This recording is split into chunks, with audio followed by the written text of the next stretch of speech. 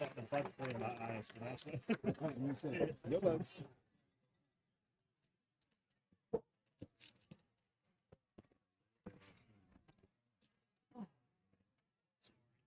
It's coming out. I switched to over. Sorry about that. Hey, David, you got Campbell County look at it. There should be two of them. I've got one.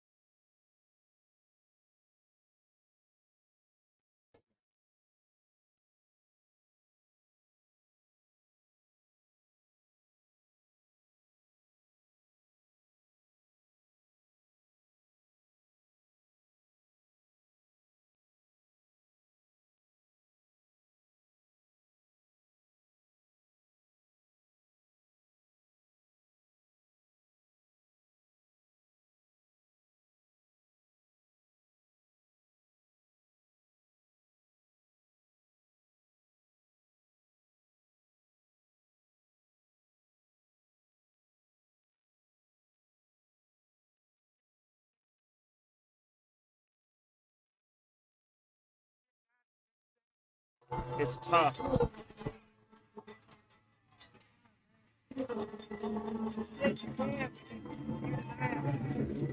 Ladies and gentlemen, please slide and direct your attention to the field house. Let's make some noise and welcome to the field your Campbell County Cougars.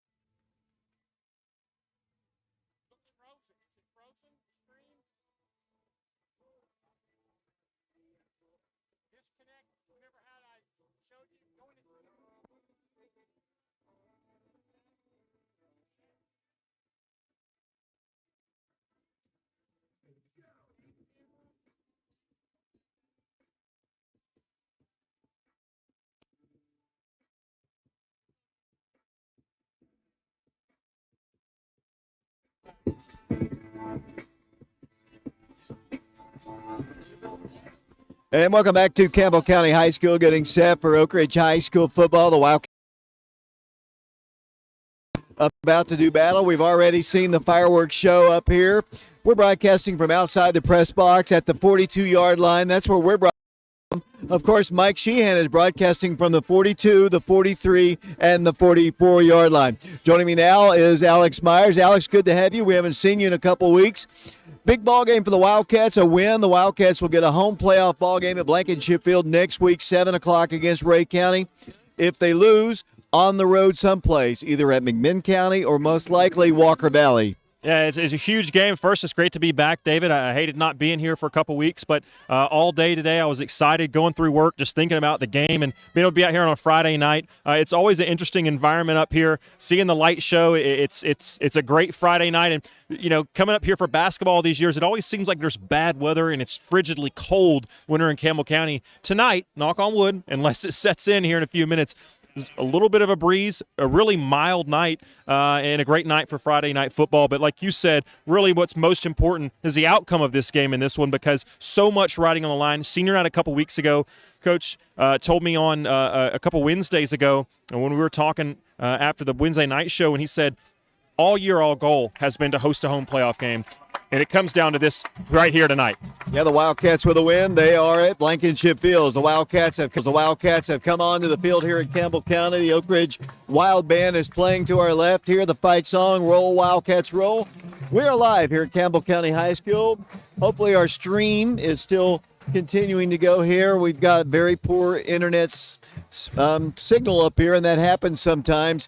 And we hope we'll have the broadcast for you. You can also always listen to us on FM 92.7, FM 94.7. The Wildcats and Campbell County Cougars, big region ball game. One thing that Coach Cummings said to me as well on Wednesday night, Alex, was that, you know, the good thing about it, from here on out, we're just playing 5A schools. The teams that we have lost to, with the exception of Greenville, have been big schools. 2,700 students at Dobbins-Bennett, over 2,000 students at Bearden and Farragut. And, of course, there's bigger schools than us, and they have more to draw from. That's not an excuse. It's a reality for the Wildcats. And as you can look across the field there, the Wildcats are going from 30s to 30s. The Campbell County, it's senior night here. Their seniors are out on the field. We're about to have the toss of the corn, but just 5A football from here on out. Yeah, 5A football, and if you're a Wildcat fan, that's music to your ears, because ultimately next week, win or lose, you're in the playoffs, and it's 5A all the way to Cookeville if you can put a run together. And I think the attitude of this team, David, is it starts tonight. Down there on the field before pregame, coaches talking to certain players, going up, patting them on the shoulder to say, hey, let's be great tonight, talking about getting that momentum. Let's go on a run. And even with the loss, they could go on a run next week. I think the feeling around this program down on the field tonight was, let's start tonight, and let's carry that momentum back to Blankenship to host a playoff game and get the playoffs started on the right foot next week. This is a Campbell County team that's really a high-powered offense. They've got a quarterback who just the other day threw for 469 yards in one ball game. He's thrown close to 3,000 yards on the year. He can sling it. He's a sophomore. He's got a good receiving core. They don't run the ball as much, but they can run it primarily with the quarterback. They do have a running back. He's more of a bruiser fullback type.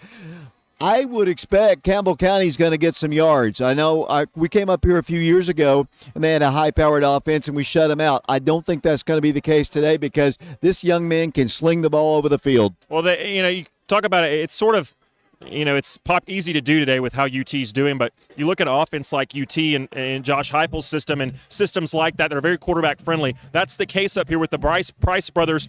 It doesn't matter. Every year they've got a good offense, they've got a good quarterback, but certain guys come through these systems and they just seem to take it up a notch. As you said, you would almost kind of coming into this game expect both offenses to be able to move the football. I think the key for this one defensively, David, is which defenses can kind of bend but not break. Can you get a turnover? Can you hold a team to a field goal? Which defense is going to be able to come up with those sorts of plays when towards the end of drives? I think that could be a real key to this one.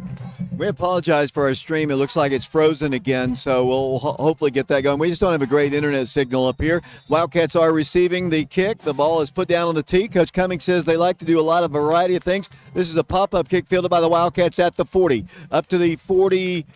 5-yard line. The Wildcats will start there. First down, 10 yards to go. DeJavis Dozier with a short return. Great field position for the Wildcats to start the ballgame. A really good field position, and nice job by DeJavis there. Sort of, you can panic and throw a hand up and fair catch that. Maybe the smart thing to do. He said, no, I want to get some yards, but he didn't try to get too fancy. He didn't run backwards, kept the Wildcats with really good starting field position. We talked about it. These offenses are expected to move the ball. You really don't want to give these offenses short fields, and that's exactly what Oak Ridge's offense has, starting at their own 45-yard line.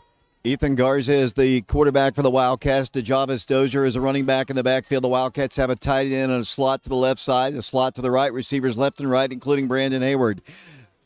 Kelly comes in motion. Here's the pitch that goes to Javis. He tries to cut across the 45, moves the ball forward for a gain of about 2. It'll bring up for the Wildcats. Second down and about 8 yards to go. Just underway from Campbell County High School. The Wildcats and the Campbell County Cougars. David, one thing I want to see is they had Hayward split out to the near side. Now they're going to flip him over to the far side. I want to see him have a big game. He's been a little bit quiet at times this year. I really would like to see him have sort of that breakout game where he makes 2 or 3 just really key plays in this one. Jai Hunley and Elijah Rogers split to the left side of the quarterback. The Wildcats have a single man to the right side. Here's the handoff right up the middle, go across the 50, driving forward to around the 48-yard line, carrying the football for the Wildcats. The Wildcat, and it'll be third down facing Oak Ridge. It was DeJavis Dozier once again. The ball is in Campbell County territory at the 48-yard line, third and about 3. You don't want to go 3 and out here. It's a big key play early on, third and a long 3, but because you got positive yards there, really the whole playbook's in front of you. You could still run this one, although Campbell County's looked good against the run the first 2 plays on this drive. We'll set the line for you. I see Truett Tex. I see Elijah Israel on the left side of the line. We'll set the right side in a moment. Third down, 3 yards to go. The ball at the Campbell County 48-yard line. Ethan Garza, junior quarterback, to Dozier. Dozier's got a 10 back of Oak Ridge. First down and more. He's at the 40, 30, 25, 20. DeJavis Dozier, 10, 5, in and down he goes on a head tackle right at the 1-yard line, and that's where the Wildcats will have it. First down, goal to go at the 1-yard line. Really nice blocking downfield. Great job by Dozier. Went up the middle. It was just an off left guard, left tackle, if you will, and he just sort of bounced it, made one guy miss behind the chains, and after that it was off to the races. A nice angle by the safety, caught him just at the half-yard line. I'm glad they're leaving him in here. Let's reward the big fella who's carried the rock and toted the load so far. Let's get him in the end zone. Handoff goes for the Wildcat. Touchdown, Oak Ridge. The Wildcats take it across with DeJavis Dozier with 9 minutes and 37 seconds and counting. They haven't stopped the clock here in the first quarter. 6-0 our score. The clock is running here at Campbell County. Hey, we got the lead, so I'm not going to complain as it's still taking a great job. I'm glad they let the running back. David, it makes me so mad when they get running backs take the ball all the way down to the goal line, and then they let the quarterback throw it or something. Reward those guys after a long run. That's what they did. A great job. And finally, mercilessly, the officials catch the fact that the clock is still not stopped almost 40 seconds after the touchdown. They have an electric clock operator. Typically, it's run down on the field. At least the official caught it. Talking to Matt Price, he is the twin brother of the head coach. It's interesting here at Campbell County, the head coach is on top of the press box here watching while his brother, an assistant coach, is down on the field. That's a little bit unusual. And they're twins, I believe. So, I'm sure the players and everybody knows who they are, but to me, just as a guy who sees this team once a year or so, it's very hard for me to tell them apart. But it definitely it's an interesting thing they do up here, but, hey, it works. The Wildcats, they're going to get in that odd formation there and then Campbell County has seen it on tape where the Wildcats could go for 2. They've done it twice during the course of the season, but they'll go for the extra point. It'll be David Wilson in to attempt. Nehemiah Elmore will be the holder. The long snapper is Price Palmer. 6-0 Oak Ridge, a great start for the Wildcats. Ball is down. The kick is on its way. It's up, and it is good. So a time on the field, our score, 9:32 on the scoreboard.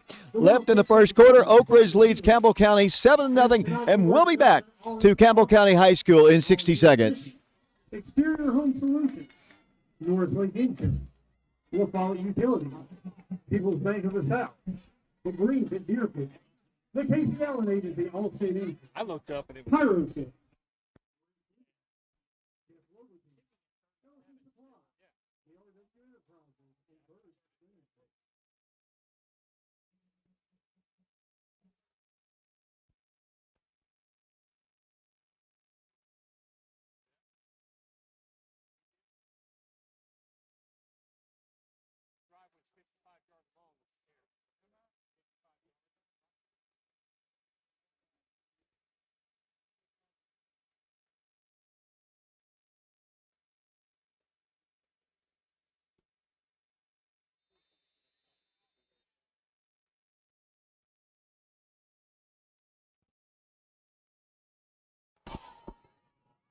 took 2 minutes and 5 seconds and 4 plays. Here's a little onside kick. It's going to be recovered by the Wildcats, perhaps at the 47-yard line. Campbell County jumped on it, but instead the official says what? No signal as of right now. It is going to be a big scrum. It'll be Campbell County ball. Although the Wildcats are celebrating, they say Campbell County recovered it, and the Wildcats were recovering him. And now he points the opposite direction. It will be Oak Ridge's football. The Wildcats have recovered the onside kick. That's something that Campbell County will do. I was going to say this on their initial kick. They'll pooch it. They'll onside kick it. They'll kick it deep. They'll kick it to the left. They'll kick it to the right. The Wildcats come up with a little trickery right there and go for the onside kick on the opening kick after their touchdown. And, you see this in basketball. There's an old saying from coaches that teams that like to press don't like to be pressed. And a lot of times a team that plays fast doesn't like to have another team try to do that. So Oak Ridge sort of playing Campbell County's game. Campbell County wasn't ready for it. Ball's at the 48-yard line. It'll be first down, 10 yards to go for Oak Ridge. The Wildcats moving right to left as we broadcast from the 42-yard line. Mike's at the 43 and the 44. Here's the pass out. It goes to Almani Rimbert, 40, 35. Bumps into a man at the 31-yard line. Another 10 bank of Oak Ridge first down. And there's a flag down at the 39, David. I'm right around where a couple of Oak Ridge receivers, Hayward and another were out there trying to block, and I think that one's going to be called back. The Wildcats can ill afford to have penalties. That's something the Wildcats have been trying to get better with, and they had several huge plays last week up at Dobbins-Bennett called back because of penalties. Yeah, it was Hayward and Jaden Williams. Nice to see Jaden back in there. He's missed a lot of this season, a lot of his career. He's sort of been some bad luck with injuries, but it's nice to see him getting back one of Oak Ridge's, probably their fastest player or one of their fastest players just in time for the playoffs. It'll be first down, 11 yards to go. The Wildcats with it moving right to left here. Ball's at the 49-yard line. Jai Hundley is the lone running back. Two receivers split to the left, two to the right, as I mentioned. No tight end. Here's the snap. Garza pumps once, gives it out to Hayward down the left sideline, and down he goes. 30, 25, 20. Brandon Hayward, 10, 5. Makes a cut. Touchdown! Brandon Hayward, no flags down.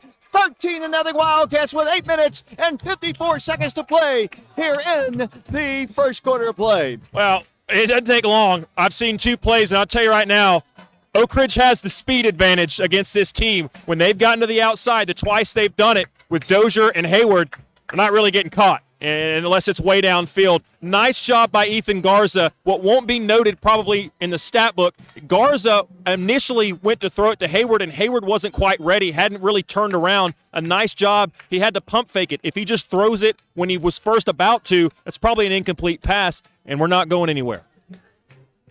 David Wilson to attempt another extra point. Nehemiah Elmore the hole. The kick is up and is good. 8 minutes, 54 seconds to play. We're just underway at Campbell County High School. Oak Ridge on top, 14-0. We'll be back with another Oak Ridge kickoff in 60 seconds.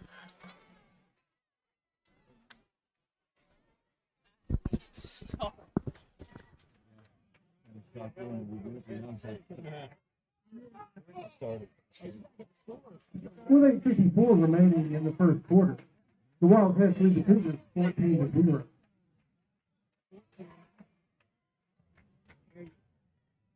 Is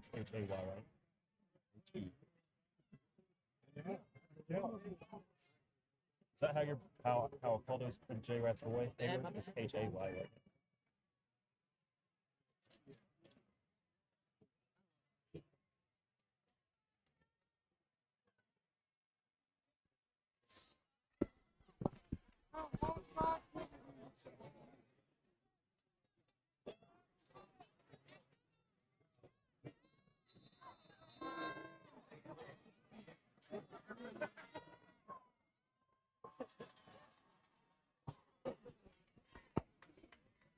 Here's the kick by the Wildcats. Brennan Pearson returned by the Campbell County Cougars, and the Wildcats make a great stop.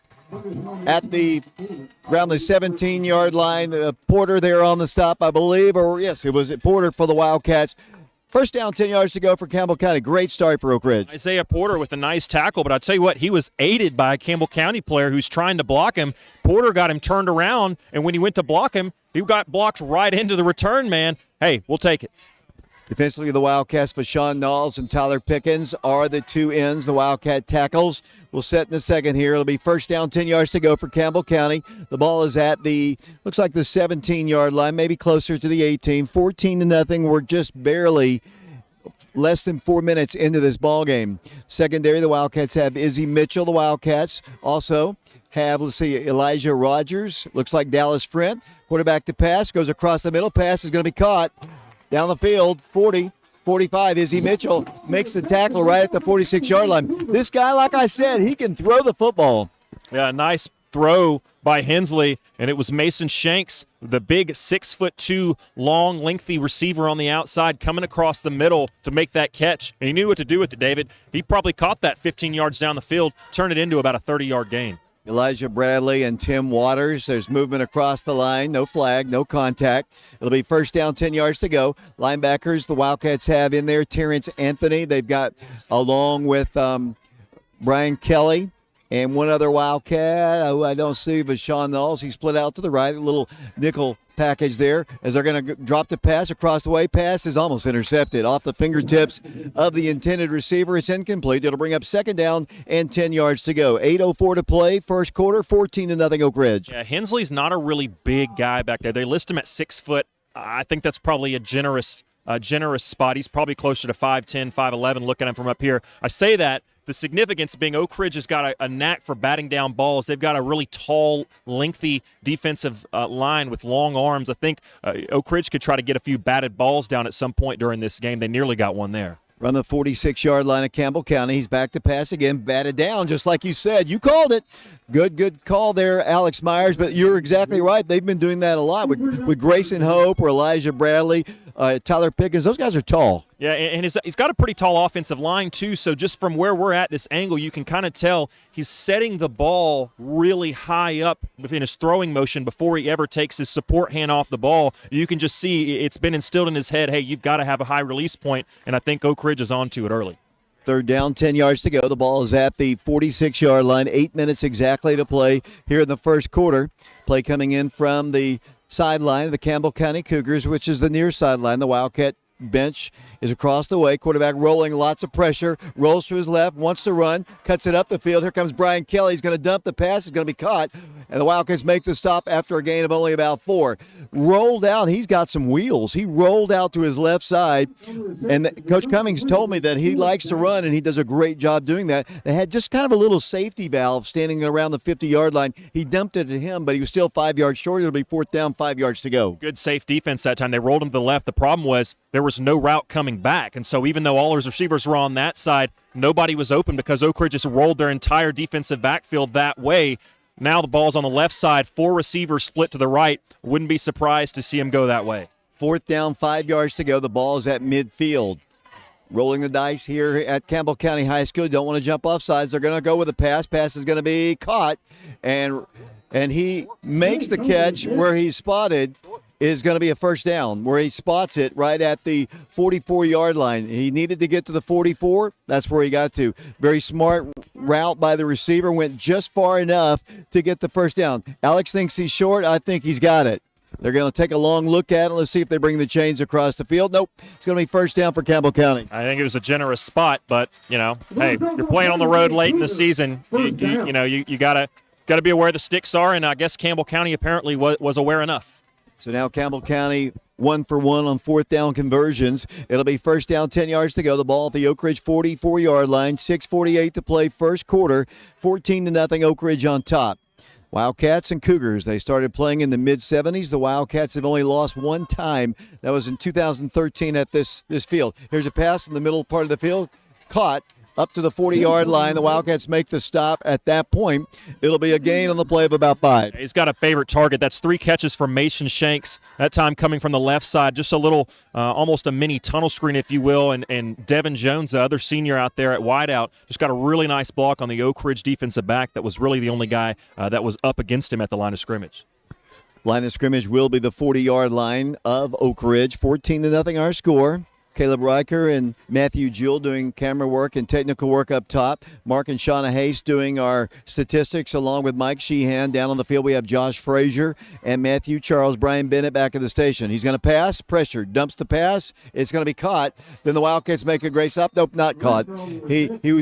Wildcats came in with a lot of pressure that time. He had to dump it over the top. Incomplete pass. It'll bring up third down. We'll call it 6 yards to go. The ball at the Oak Ridge 40. Yeah, simple screen that time. And obviously on a screen as an offensive lineman, your job is to sort of let the floodgates open because you want the defensive lineman to rush up field, leaving nobody behind for when he dumps it off of the running back. Problem is, not to belabor the point, the quarterback stature is an issue right there. He had to try to lob it up just to get the ball over the incoming Oak Ridge defensive lineman. And by the time the ball got there, it was just too late. What do they list him as in terms of height? 6 foot, but I'm telling you, from where we're standing, unless he's got just a really big line, he's shorter than almost all of his linemen. I'd say he's probably closer to 5'10". Third down, 6 yards to go. He's going to run it this time. He's got a first down across the 35-yard line up to the 32. Coach Cummings tells me that he'll do that in situations when you think he's going to pass. He'll run the ball, and that's a very effective run right there. 1st and 10, Campbell County. You're totally right. Everybody in the building, including myself, thinks, okay, 3rd and long, you're passing the ball there, and it was just a design quarterback run, quarterback draw, if you will. Lineman got upfield, and there was nobody behind him, and he just snuck it right up the middle. Nice play. I think you mentioned something smart. When he needs to, he runs it. He's not looking to run it, but when it's there, he's not afraid to. I was telling everybody last week and this week this could be a high-scoring ball game. And the way it started, Oak Ridge has 14 on the board in Campbell County on their first drive moving. Quarterback to roll, in a lot of trouble. About there, boom! But he passes off, and the pass is caught inside the 30. But Elijah Bradley just laid him out, but he was just barely got the pass off. But if he doesn't get that pass off when he did, he's going to fumble that ball. Yeah, a really tough kid because he got hit, and it was a blindside hit. He had rolled all the way to his right side, and he had his body as a right-handed passer. His back was to the left side of the field. That's exactly where Elijah came from, and he stuck him, made him feel that one. But, hey, he got right back up, and he's ready to go again. Second down, 6 yards to go, 5:04 to play. Here in the first quarter, the Wildcats up 4-30. The ball is at the Wildcat 28-yard line. Wildcats put everybody up on the line. Safety's even up close to the line. Lone, no running back. Quarterback to pass. Fires a pass, and it's going to be caught inside the 10-yard line. Brandon Hayward defending. Caught at the 8-yard line. Pretty good coverage. The ball was just kind of floating out there, but the receiver made just a beautiful catch. It'll be first down, goal to go for Campbell County. I think it's Jones on the reception. You'll have to forgive me. These are hard numbers to read. It's a dark gray with dark blue numbers. Great, really great defense that time from Brandon Hayward, and it was just a phenomenal effort and strong hands to hold on to that ball because Hayward had his hand in there trying to bat it down, so much so that when the players went to the ground and realized it was a catch, Hayward just kind of gave the guy a tap on the head saying, hey, that's just a good play.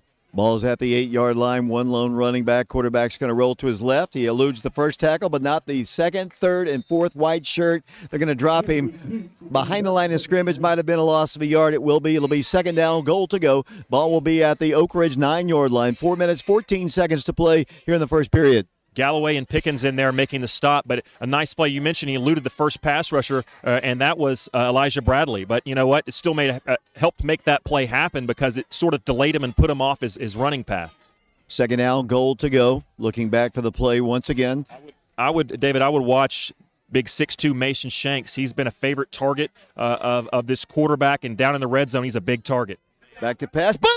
He fumbles the football. Picked up by the Wildcats. They're going to say it's an incomplete pass. That is terrible. He got blindsided. He was not throwing the football. That was a fumble. Should have been a fumble all day. It'll be third down, goal to go. And you know what, Dave? I'm going to surprise a lot of people, including you, and say, first glance, I thought it was a pass. It was close, and it may have been a fumble, but the problem is if it was a fumble, getting hit from behind, that ball went forward. So even if it was actually a fumble, to me, it looked like it was his arm was going forward. I don't know if it was or not. Regardless, break for Campbell County there because Oak Ridge would have picked that ball up and ran it all the way back to the house.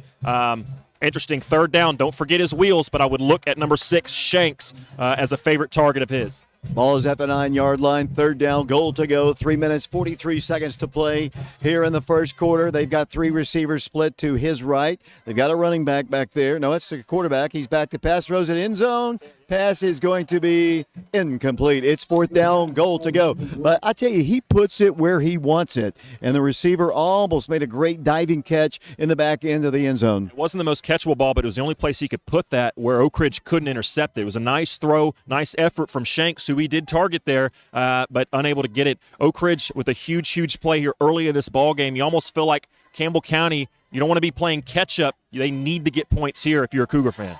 3:38 to play. The ball is at the 9-yard line. 4th down, goal to go for Campbell County. Don't be surprised if the quarterback tries to roll it and run in it himself. We'll see what he does. 4th and goal. He's going to roll to his right. Fires the pass. Incomplete. Our ball. Turn it over on downs. The Wildcats will take over 1st and 10 at the 9-yard line. Incomplete pass over the middle. He had to get that one away quick. I don't think he saw Vashon Knauss coming off the left side of that line of scrimmage. Again, a right-handed passer has his back turned towards his left side. Vashon hit him, and why that's significant is I don't know that that's why the throw was off, but he's going to remember now going forward. This is a long game, right? Football is a long game, and he took 3 or 4 different shots on that drive that he's going to remember, and he's going to know as this game progresses, hey, that mental ticking clock as a quarterback that you have is going to naturally be sped up now because he knows, hey, Oak Ridge is coming off that side. Here comes the Wildcat offense once again. They have scored quickly on 2 possessions here. Wildcats with their jumbo set. Handoff goes to the back, who moves the ball forward across the 10, up close to the 14-yard line, just trying to get him a little running room out of there. It'll be a gain on the play. We'll call it actually 5. 2nd down, 5 yards to go. You know, I haven't really seen a team we've played all year stop that package, that jumbo package we've got with consistency. The old school fan in me would just love to watch Oak Ridge go about 90 or about 85 yards right here and never leave that formation. I don't think it'll happen, but I would love to see it one time just because there's nothing like as an offensive line and a running back unit just inserting your will when they know what's coming and nobody can stop it. 2nd down, 5 yards to go. The pitch goes to the outside, cutting across the 15 to the 20 to the 25. That's a 10 bank of Oak Ridge 1st down. And the ball carrier, once again, number 22, DeJavis Dozier. 1st down, 10 yards to go, Wildcats. DeJavis Dozier's really separated himself for the second half of this season, and one of the reasons why, David, is he has got one of the best sort of plant foots, if you will, out of an Oak Ridge running back I've seen in a very long time. What I mean by that is he's going sideways, and when he finds a little place to cut, a little seam, if you will, he sticks that plant foot in and gets north and south quickly. Boy, he's really, really good at that. Gain of 15 on the play. Ethan's going to pass, going to go deep. Pass is there. Man is there. Pass is not caught, though.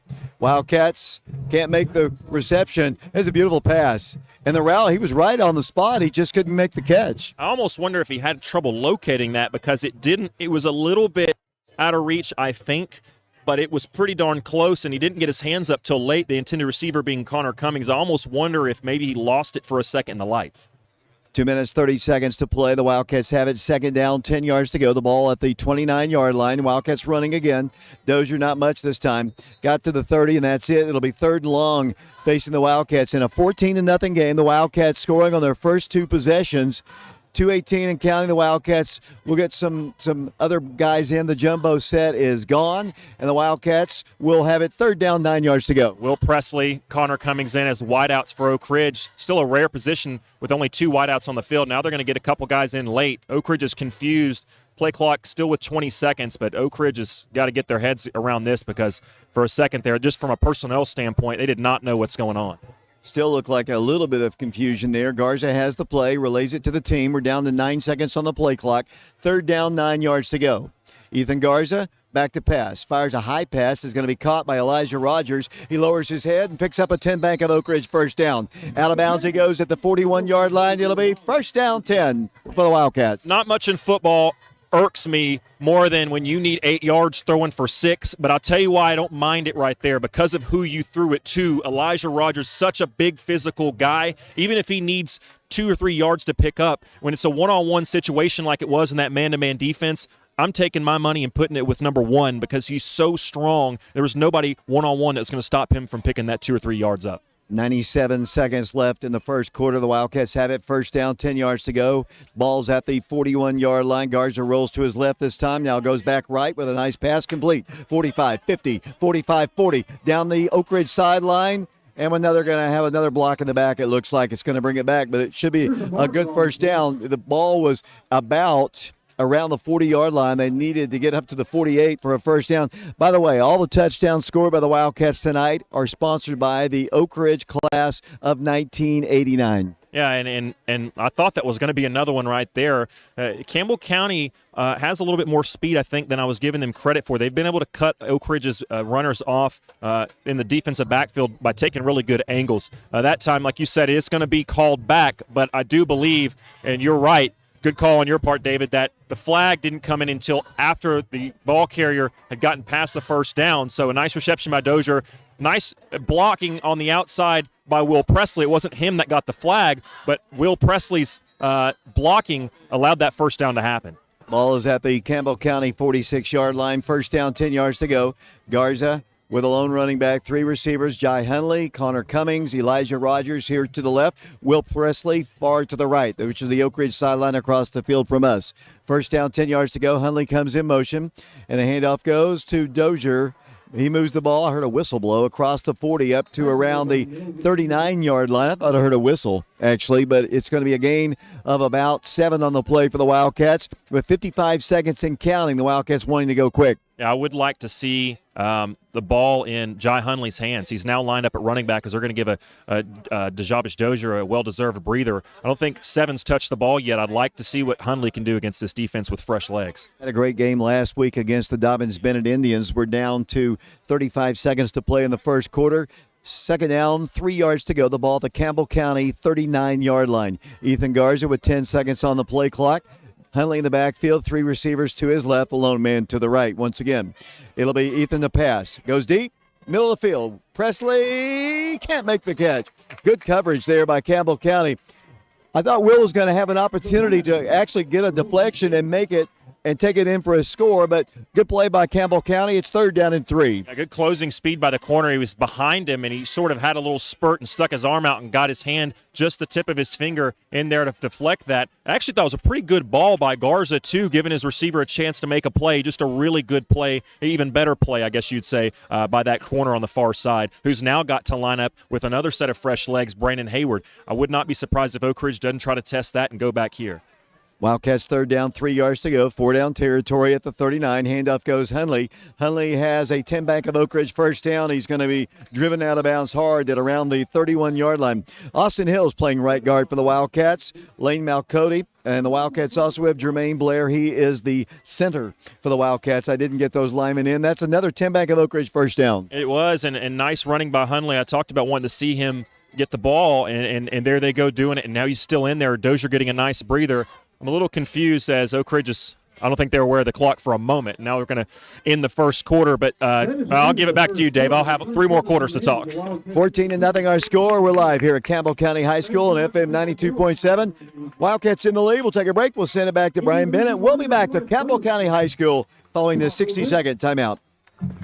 Jackie Carroll and the sideline.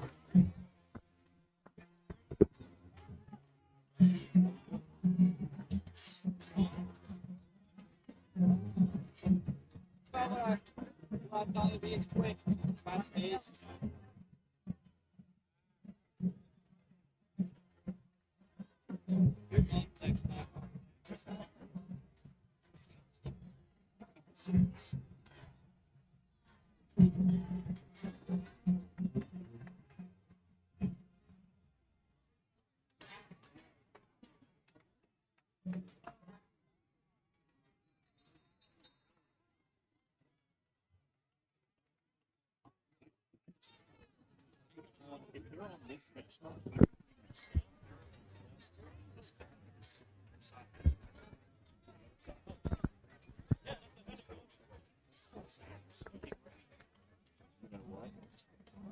You know that hurts me.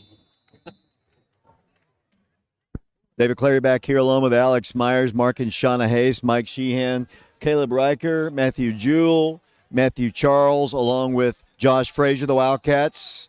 Opening play of the second quarter, and play is halted. And I didn't honestly see. It's going to be a dead ball foul, illegal procedure against the Wildcats. That'll be a 5-yard step off. That's unfortunate, putting yourself behind the chains. I'll give Oak Ridge this. I haven't seen them in a couple of weeks, but so far they've had zero, probably finding some wood to knock on, zero issues getting plays off in time. That's been an issue a lot that's plagued them this year in the first two-thirds of the season or so. Tonight, Oak Ridge has looked very fluid, looked very in control for the most part pre-snap. Jaden Williams is a receiver split to the right side. The Wildcats have Hayward and Elmani Rimbert to the left side. The Wildcats have Hunley in the backfield. First down, 15 yards to go. Ethan will pitch to Jai Hunley. Makes a cut to the outside. Tried to go inside and goes down around the line of scrimmage. It'll be for the Wildcats, second down and about 14 yards to go. And it's hard to blame a quarterback for pitching early because you don't want to take a hit unnecessarily, but I think that's one where if Ethan takes that another step or two towards the defender before he pitches that ball, he forces the defender to commit to him or Hunley, the running back. Instead, he pitched it so early that he was really being able to play two ball carriers with one defender. Double stacks on each side for the Wildcats with Presley and looks like Rimbert here on the right side. The Wildcats have Hayward and Jaden Williams to the left. The Wildcats with Hunley in the backfield. Ethan Garza, second down, 14. Hunley with the call, moves the ball to the 30-yard line, pushed back there by Campbell County. It'll be for the Wildcats, third down and about 8 yards to go. Third down and a long 8 here after setting yourself back on that opening first down penalty. So you'd think a clear throwing situation here, but you know what? The reality is the ball where it's out on the field, a 32-yard line, you're not going to kick a field goal. So even if you pick up 2 or 3 yards, you're still able to go for it on the fourth down. So I wouldn't be surprised that, you think passing down, but whether it's Garza's legs or one of the running backs, the run is still very much in play if I'm calling plays, which thank goodness I'm not. 10:32 to play here in the first half, 14-0 Wildcats. Third down, 9. Garza rolls left, looks right, dumps the pass, boom, big stick.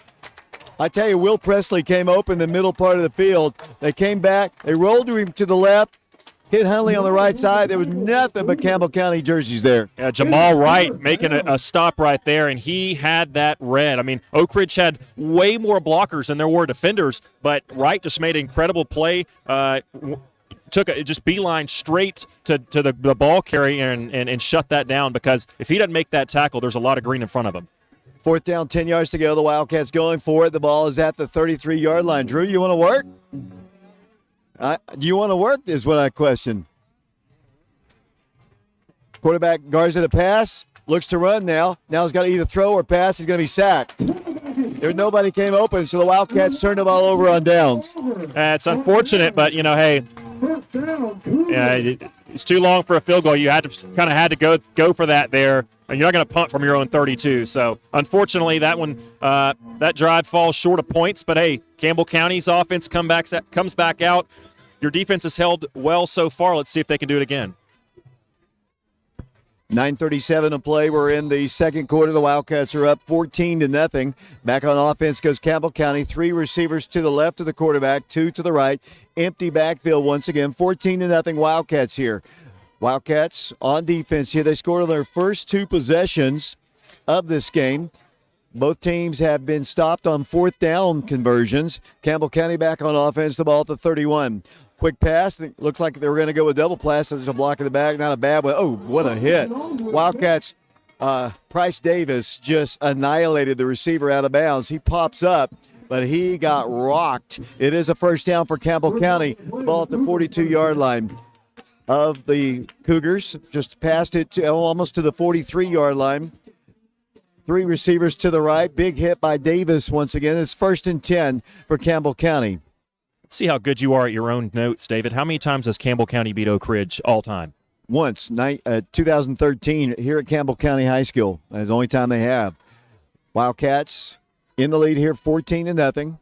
Quarterback to pass, pressured, knocked down. Really good pressure once again by the Wildcats. Came in strong. I don't know if it was Grayson Hope, whether it was LaMichael Galloway, Wildcats, or Elijah Bradley. They got in there and deflected the ball, or at least caused him to throw a bad pass. Good pocket presence, but I think what we were talking about last drive starting to come to fruition a little bit. Did you notice he started kind of getting happy feet and moving a little bit early inside the pocket? He could sort of feel Oak Ridge's defensive lineman coming upfield towards him. I think what those early hits are starting to pay off already.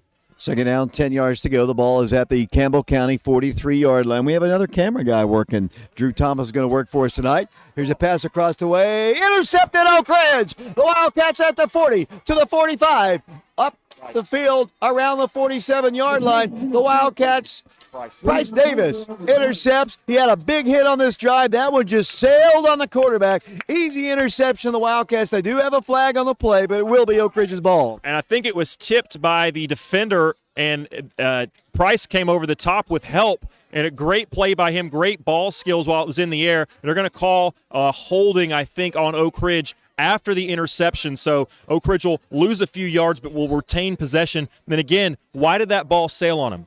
Well, because he got hit as he was throwing it. Bashawn Knowles coming off that right end, and boy, he has just taken lick after lick from that blind side. It's almost a whiplash action that's happening because he's not seeing these hits coming. But I tell you what, you may not see him, but I guarantee you he's feeling them. Ball is at the 39-yard line. Here come the Wildcats back out on offense once again. Presley split to the right side, two receivers to the left. Wildcats have a full house backfield, two running backs with Ethan Garza, and flags are down on the play. Illegal formation probably against the Wildcats. We'll check the call. Caleb Rocker, your thoughts on the first part of the ballgame? You kind of just put me on the spot, Dave, but we're playing pretty good. We got off to a fast start. Now we just need to keep going. I mean, we just can't get behind like what we just did there. We just got to be disciplined. I agree with that 100%. That's our newest member of the crew here, Alex Myers. Yeah, and another guy making us feel old, David. I had him when he was knee-high to a grasshopper, as they say, back in the summer camp days as a camp counselor. Wildcats, Ethan Garza goes down right at the line of scrimmage. It'll be second down, 15 yards to go. 9:07 to play first half.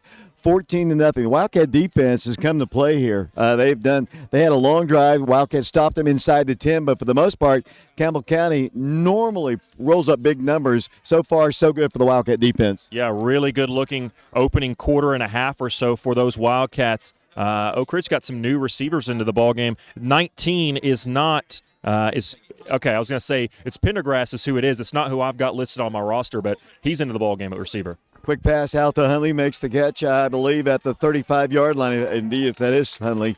I'll have to see if he turns around here and say, no, that's Rimbert who makes the catch. Their defense, this is one of the better defenses I've seen here at Campbell County. We were told their defense isn't great. They're playing well tonight. They really are, and they're not making a lot of just, scratch your head type mistakes, especially what I've been impressed with mostly is the defensive backfield. I mean, Oak Ridge has been able to run the ball, but when Oak Ridge has tried to attack deep, Oak Ridge has really only had one guy open, and they didn't complete it, but their defensive backfield's been nice. 3rd and 12 pass is caught by Hayward. Got a block. He's at the 40, at the 45. Brandon Hayward at the 50. That's a 10-bank of Oak Ridge first down. No flags down. Great play there. Brandon had to maneuver his way through just a ton of Cougars to get that first down. Great play by the Wildcats. Playing the old game Frogger. He was just sort of weaving his way, and when he caught that ball, you go, well, this stinks. They're only going to get 4 or 5 yards. And he just, with a great, almost like a running back, his vision as with the ball once he caught that was just really nice. Used his speed, quickness, and agility, a combination of all three of those to get the first down and a little bit more, and now there's going to be a penalty. I think this one is credits to Ethan Garza, the hard count there. They got to jump. So that'll be a 5-yard step off against them. The ball is moved across the 45-yard line to the 43. You didn't think you were going to get that microphone back, did you, Dave? You really didn't, to be honest with you. It'll be first down, 5 yards to go, 7 minutes, 56 seconds to play. We're in the first half. The Wildcats up 14-0 over the Campbell County Cougars. Hey, Emmett and Avery, good to see you all. It'll be another flag down on the play. I didn't see this one. I was looking at the Branson kids. Mrs. Branson, the grandma, she told us that it was going to be a late arriving crowd for her family, and you know what? She was right. Yeah, they're just now arriving here. It's 14-0 Wildcats. Hopefully they were listening to FM 92.7. That is Baker Branson as well, along with Emmett and Avery in the house here. 7:54 to play in the first half. First down and 10 yards to go. Will Presley, freshman, split out to the right side. 3 receivers to his left of Garza. Hunley in the backfield. Jai gets the handoff. Jai across the 45. Moves the ball to around the 43-yard line, where it'll be for the Wildcats on the scoreboard. Second down and we'll call it about 5 yards to go for a first. Yeah, I like that. Let's stop messing around. Let's just go ahead and run the ball because Campbell County really has not had a lot of success stopping that, and Oak Ridge has got two or three really good ball carriers back there that they can just rotate, keep fresh legs, and keep putting the pressure on that Campbell County defensive line, which is a little more lean than we're used to seeing here in 5A.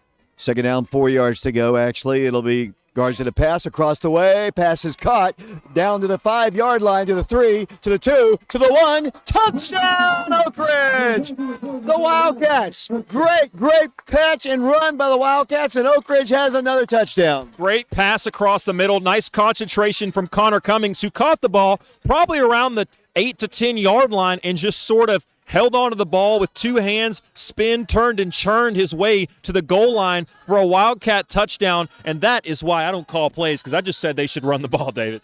7:12 to play in the first half, 20-0 Oak Ridge. The Wildcats lining up for the extra point. Wildcats will be kicking with David Wilson once again. Wildcats couldn't have had a better first half. They're up 20-0, about to be 21 if David can split the uprights here. Just a great start for Oak Ridge. And hearing some fans in the pregame chatter as the kick is up and blocked, so it'll remain 20-0. Some fans, you sitting there hearing some talk about some young guys going, hey, I think we could get them. I think we could get them this year. You could tell that they really want this game, and there's just a hush that's fallen over the right half of these bleachers where Campbell County is just totally stunned right now. Timeout. Get ready for the Oak Ridge kickoff. 20-0 our score. Back in 30 seconds. Third string, the RWN run. Focus the clock. Get moved again. Race lead. Pilot it. Wholesale insert. CCL. The Green to Deerfield. People Bank of the South. The Follow Utility.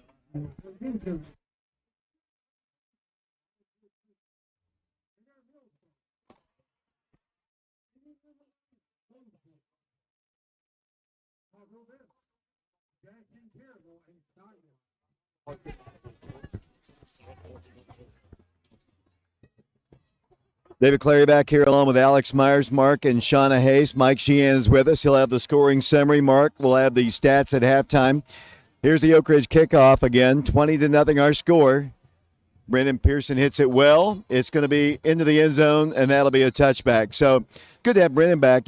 He had that punt blocked in the ball game and really has not been the same since, but didn't practice in the week last week. He did practice this week. That one, typical Brendan kick into the end zone. Yeah, not by much, but he got just enough on that one.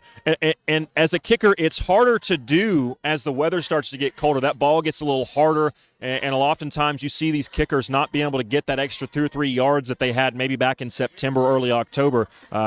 Strong-legged kid, though, Dave. He got that one into the end zone. Coach Saunders says, too, when the ball gets cold, it's harder to kick it in as well. So there are a lot of factors. It's not really that bad up here, though. It'll be first down, 10 yards to go. The ball is at the 20-yard line. Price Davis with an interception. The Wildcats made him pay. Here's a pass across the middle. The Wildcats, Dallas Frent makes the stop at the 41-yard line, but not before they pick up about 20 on the play. It'll be first and 10, Campbell County. That's Mason Shanks again. He's easy to spot. It's hard to read numbers, but he's the big, tall kid with the long hair. It keeps flashing across the middle, and really the timing of his routes with the throws coming from Stinson has been really good. You can tell that those two have a lot of chemistry out there, even for just a quarterback that's only a sophomore. The Wildcats have 4 on the front here. First down, 10 yards to go at the Campbell County 41-yard line.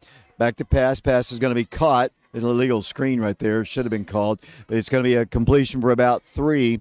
It'll be second down, then about 7 yards to go. Nice play by the Oak Ridge linebacker, number 6. Again, that's another number that I don't have, David, and I apologize because we've talked about Terrence Anthony all year, and for some reason, a couple weeks off, I was drawing a blank. Long 2nd and 8 here for Campbell County.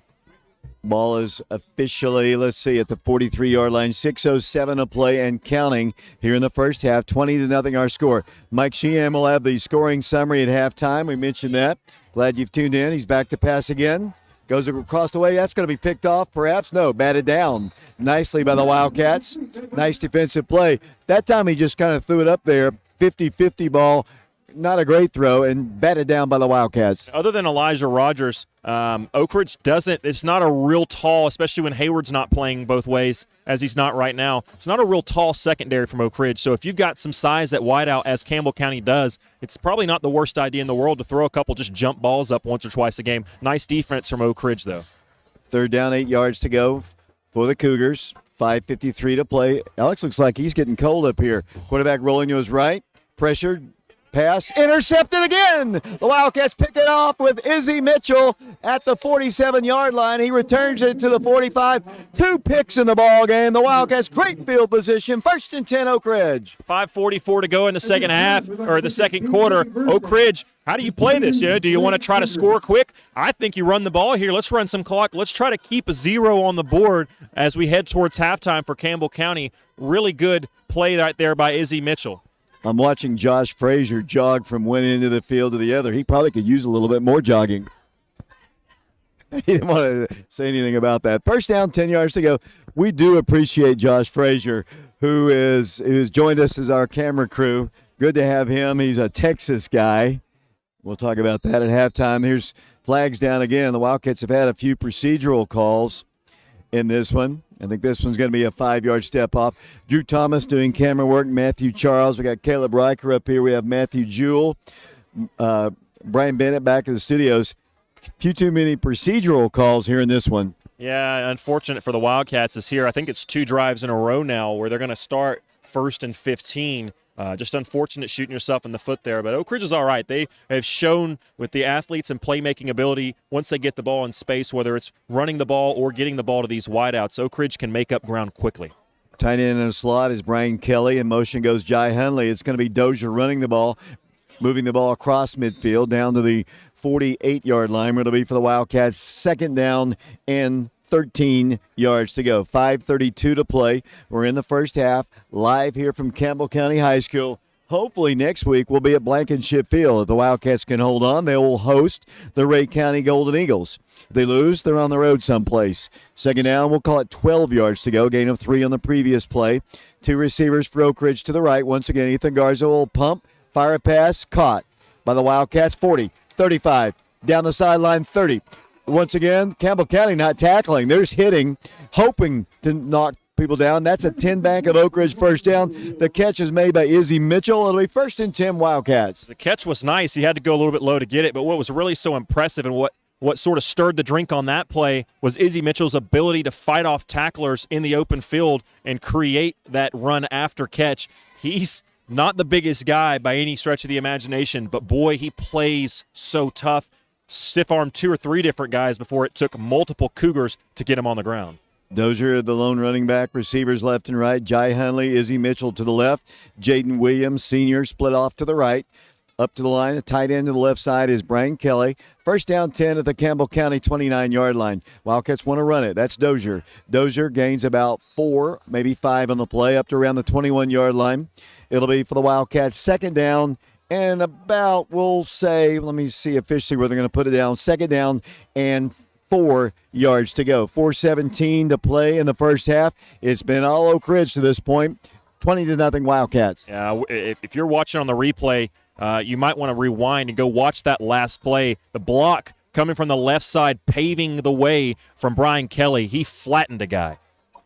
As usual, no surprise about that. Brian flattens everybody. Brian just had a great senior year. I mean, here comes the Wildcats running again off to the right side, 20. Wildcats pushed out of bounds. Carrying the ball this time was Jai Hunley out at the 20-yard line, about a yard short of a first down. And it was sort of a read option look. I don't really think there was much of an option. I think that was going to Dozier the entire time with all the blockers on the line going that way as well. But keep an eye on that play because if Garza were to have kept that, he had a lot of open space, and with his speed, he might have been into the end zone. So wouldn't be surprised if Oak Ridge doesn't go back to that and try to keep one with the quarterback. It is 3rd down, about 2 yards to go. The Wildcats receivers left and right once again. 3:49 to play here in the first half, 20-0. Dozier has a 10-back of Oak Ridge first down. Might have a class of 1989 touchdown, and he does. DeJavis Dozier takes it in, and Oak Ridge ups their lead over Campbell County to 26-0 with 3 minutes and 41 seconds to play in the first half. His one-cut ability is just never ceases to be impressive. At that time, I thought he was going to get the first down and maybe a couple yards. And after that first down, he stuck his left foot into the ground, got north and south, and just left 2 or 3 defenders just standing there as if everybody on the field just paused for a second until he got through that gap. Really impressive run again. How many times have we said that tonight? David Wilson to attempt the extra point here. The holder, Nehemiah Elmore. Price Palmer, the long snapper, 26-0 Oak Ridge. His last kick was blocked. Snap, a hold. The kick is on its way. It's up, and it is good. 27-0 Wildcats over Campbell County. We'll send it back to Brian Bennett. We'll be back in 60 seconds.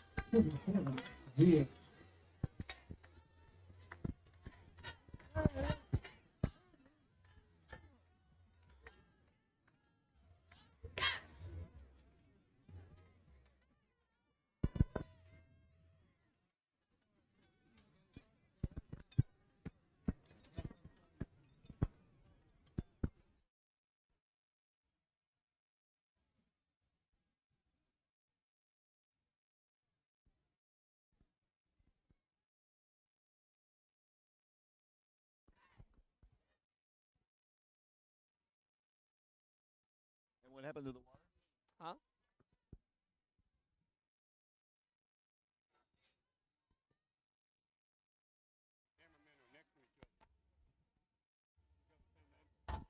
Yeah, one of them's a news guy. Here's the return by Campbell County to the 10. Tackle it around the 16-yard line, and that is where Campbell County will take over. First down, 10 yards to go. The ball went right to the 1-yard line, returned out to the 16. 27-0 Oak Ridge. 3 minutes, 35 seconds to play. Let's see what Campbell County can do. 2 interceptions. I don't believe that young man who's threw for over 400 yards, I think, last week. 2 interceptions. The Wildcat defense, Coach Ayers has got to be pleased with it. Oh, very pleased. How could you not be as a Wildcat fan? 3:35 to go here, not allowing a single point. I mean, that's impressive. Any team you play, but especially against an offense that has put up the type of numbers that this Cougar offense has throughout this year. It'll be first down, 10 yards to go. Officially, they put him down at the 18-yard line. They're moving right to left here in the final 3:35 of the first half. Back to pass. Fires the pass. The Wildcats hit him behind the line of scrimmage. Great defense again by Oak Ridge. Just a nice play by the Wildcats. Brandon Hayward was all over that one. That's one of those plays where if you can make the first guy miss, oftentimes you can take it the distance. The problem was he could not make 13 miss. Great play by Hayward on the outside. They're going to give him forward progress up to the 19-yard line. And, well, I was going to never mind. I'll finish this after the next play. 3 receivers, actually 4 receivers split to the left side of the quarterback. Don't see that very often. And what I was going to say is exactly what they're doing. I think if you're Campbell County, you don't want to be in a rush right here, because if you drop this next pass or fail to convert a first down here, you go 3 and out, you're going to give Oak Ridge the ball back with time to go. 2nd and 9, pass batted away again by the Wildcats. Big Elijah Bradley got the big paw up there, swatted it down. 2:50 to play, and you are right. It is 3rd down and 9, and they're in danger of giving the ball back to the Wildcats. That stops the clock, too, and that's exactly what you didn't want if you're Campbell County. I think that's why you called it supposedly a safe call right there at the screen. Problem is Oak Ridge's defensive line has been all over the ball, swatting it down. That time Elijah looked like a volleyball player charging the net that time, spiked it into the ground. I'm surprised it didn't stick. Wildcats have Izzy Mitchell, Dallas Frent, Elijah Rogers, Price Davis in the secondary. Quarterback's running in trouble. He is sacked back at the 5-yard line. Big penetration again by the Wildcats. Lots of white shirts in there, and they'll be forced to punt. Brian Kelly was the initial guy who made contact, but there was 3 other shirts. I think 4 total Wildcats back there. And now Oak Ridge, I don't know why you don't call a timeout right here to stop the clock. You've got all 3 timeouts. Campbell County's going to let 30 more seconds run off this clock. If you're Oak Ridge, I don't understand why you're not calling a timeout right now, pinning them back, giving your offense as much time as you can. Wildcats should get good field position back at the 40-yard line. Let's see if the guy can punt. 2:12 to play. 4th down, 20 yards to go. Ball is at the 9-yard line. Here's the punt. Low line drive. And it's going to go rolling. It's going to take a good Campbell County bounce. That one probably should have been picked up. It's going to roll all the way back to the 46, and that's where Oak Ridge will take over. First down, 10 yards to go.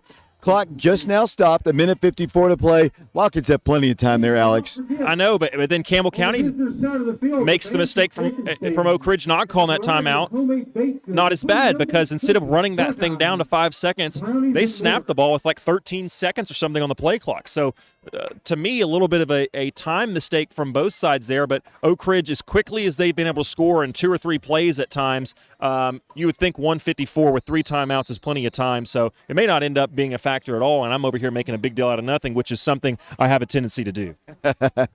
First down, 10 yards to go. Ball is at the 43-yard line of the Wildcats. Ethan Garza picks up a high pass, rolls to his right, fires a pass, and it's going to be caught out of bounds at the 49-yard line.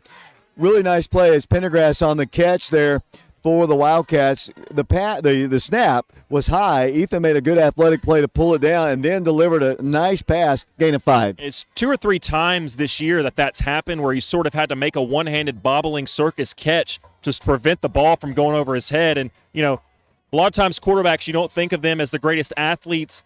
Garza's an athlete back there, and he shows it with his ball skills time and time again. Minute 18 to play in the first half, 27-0. Oak Ridge in the lead. 3 receivers to the left, 2 to the right. Ethan Garza looking at a blitz, is going to fire across the way. Pass is going to be caught.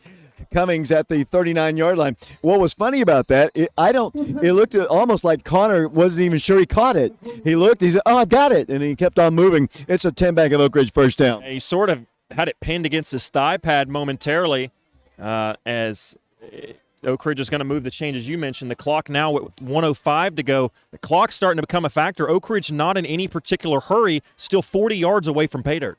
And even the chains are not set. Now the Wildcats taking too much time waiting for that play in. Should have stopped while the chains were set, right?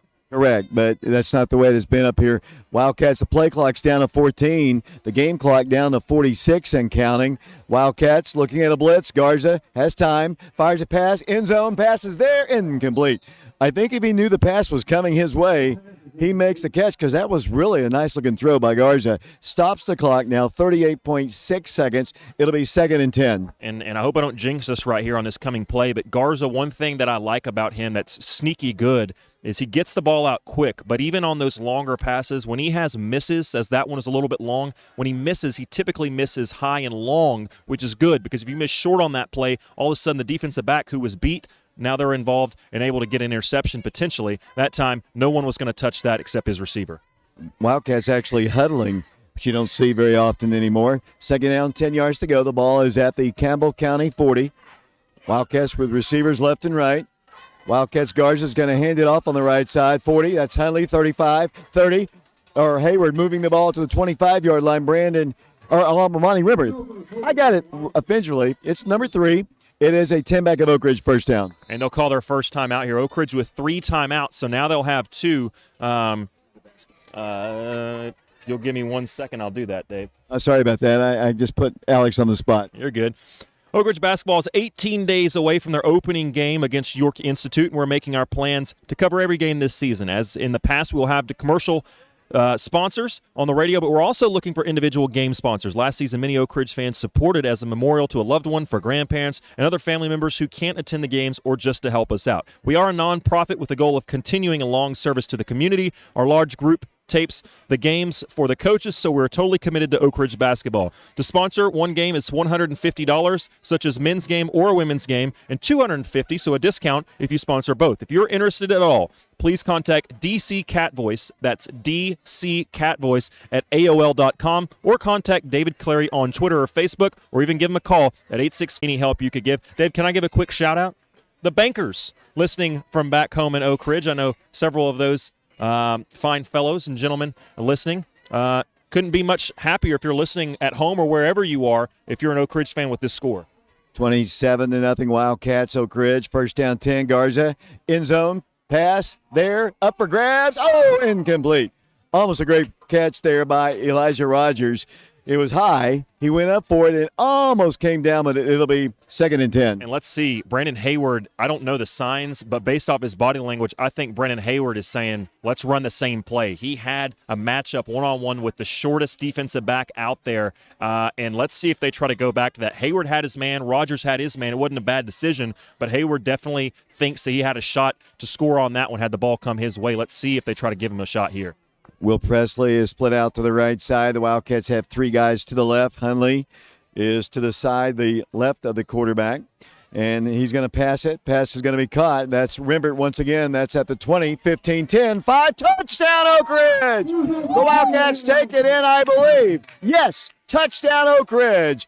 16.7 seconds to play, and the round is on at Campbell County. It's 33-0 Wildcats. I know it's getting colder, but we got a boat race on our hands, David. I'm so happy for Almonte Rimbert. That's a kid who's so talented. Coach Cummings has talked to all year. We want to get the ball in that guy's hands more. He's so special when he's got the ball in his hands in possession, and we see why right there, why Coach Cummings says what he says. It looked like a simple pass that might go for 5-10 yards. Instead, he cuts it up, makes a couple guys miss, and uses that burst of energy, one of the fastest Wildcats on the roster, to take it all the way to the house. And I talked all that fuss about the time being an issue. Guess what? It didn't matter. They scored. 16 seconds still left.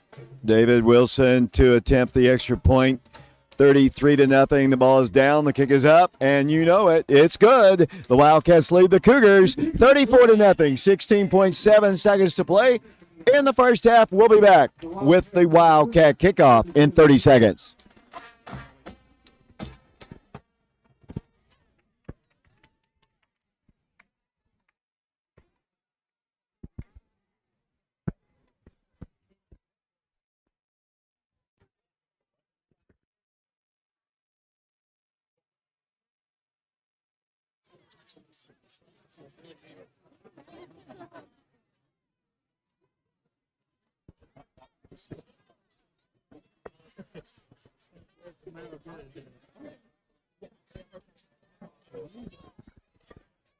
Welcome back to Campbell County High School. The Wildcats on top 34-0.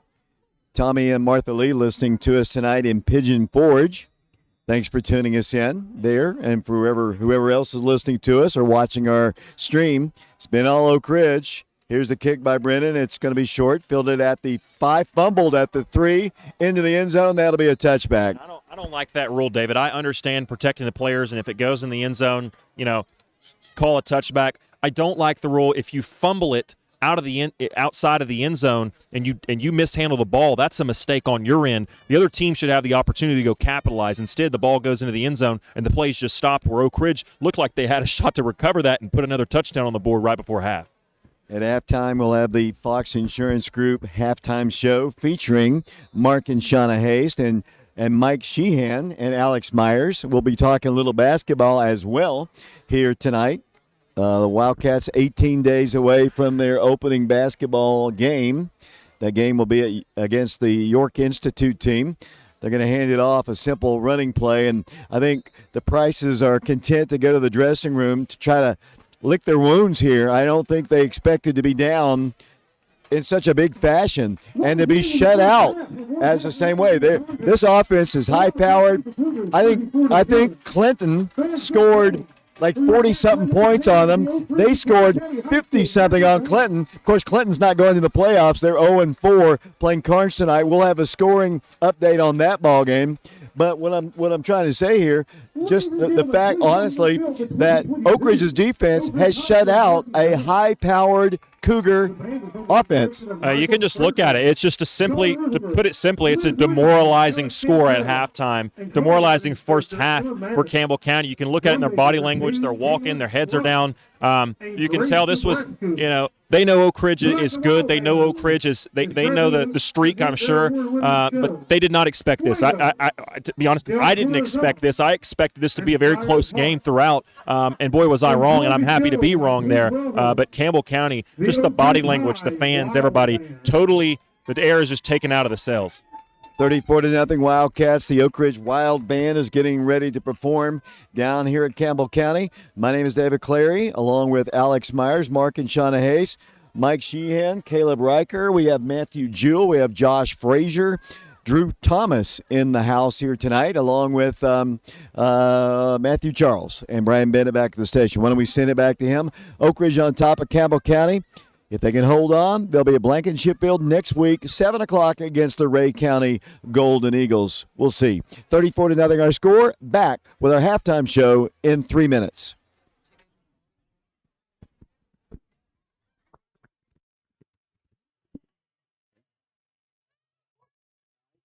Hey, Mike, are you going to the restroom? There's one yeah. No. I gotta get up. Or not, no, the Tennessee game's not a early game. Yeah. Were you going to get up early? I thought for a second that it was. Rachel? That lady could give you a hard time, and she came at the beginning again. Not really. She would sit here a lot. Oh, really? Didn't say a word. Wait, what happened? We're probably sitting in their seats. How'd you do, Josh? They can get used to that. Good. Yeah, I commented that you probably could use a few steps. Yeah.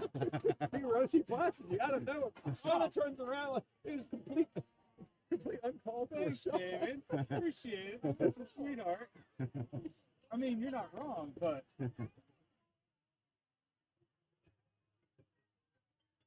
still have a name to make for myself out there. How are your batteries doing? Good. Okay, good. A lot in the cold sometimes. It's not really. Doesn't seem as cold as it was last week. Is it you? Yeah. But I mean, those interceptions running Yeah. back and forth. I'm just glad we have them. Start off with basketball. Yeah. We'll talk with you and I. No.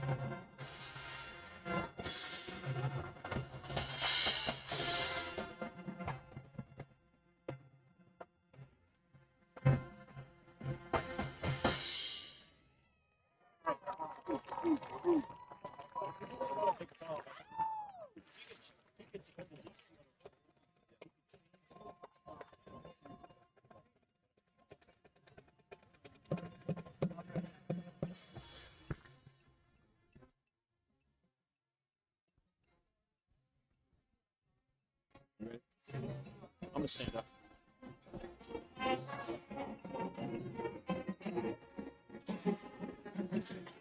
Welcome back to Campbell County High School. Want to let you know that Oak Ridge basketball is 18 days away from their opening game against York Institute, and we are making plans to cover every game this basketball season. As in the past, we will have commercial break sponsors on the radio, but we're also looking for individual game sponsors, not just single games, but sponsors from individuals. Last season, many Oak Ridge fans supported and sponsored as a memorial to a loved one for grandparents and other family members who couldn't attend games or just to help us out. We are a nonprofit with a goal of continuing a long service to our community. Our group also tapes games for the coaches, so we are totally committed to Oak Ridge basketball. To sponsor one game, it's $150, such as a men's game or a women's game. Or if you'd like to support both for the night, it's $250 to support and sponsor both games individually. If you are interested, please contact us at dccatvoice@aol.com, at dccatvoice@aol.com, or contact David Clary on Twitter or Facebook, or even give him a call at 865-310-7207. We greatly appreciate your help. And I want to mention, as a personal note, the Wildcats and Lady Wildcats both have put on clinics for the Boys and Girls Club of Oak Ridge. Very successful clinic, and love to see not just the coaches taking the time, but also the Lady Wildcats and Wildcat players getting involved and helping out the future Wildcats and Lady Wildcats. With that, I will give it to the great, and I do mean the great, the Wild Man Sheehan, who has your first half recap. Thank you, Alec Myers. Don't know if I can stand up to that or not, but what a great night for the Wildcats. They really got off to a super start with 9 minutes and 39 seconds into the game. DeJarvis Dozier ran one in from 1 yard out after a 55-yard four-play drive by the Wildcats. They went up 7-0. David Wilson came in and kicked the ball between the uprights, and the Wildcats led early 7-0. Then with 8 minutes and 54 seconds later, after a fumble by the Campbell County Cougars, Garza threw a 48-yard pass to Brandon Hayward, who turned it up and went up the left sideline, put the Wildcats up 13-0. And then David Wilson came in and put a shocker on the Campbell County Cougars, and the Wildcats went up real early, 14-0 in the first quarter. In the second quarter, things still were all the way in the Wildcats' favor as Garza threw a beautiful 43-yard pass to Connor Cummings. Connor did a super job of eluding about 3 tacklers, broke 2 tackles, and went into the end zone, put the Wildcats up 20-0.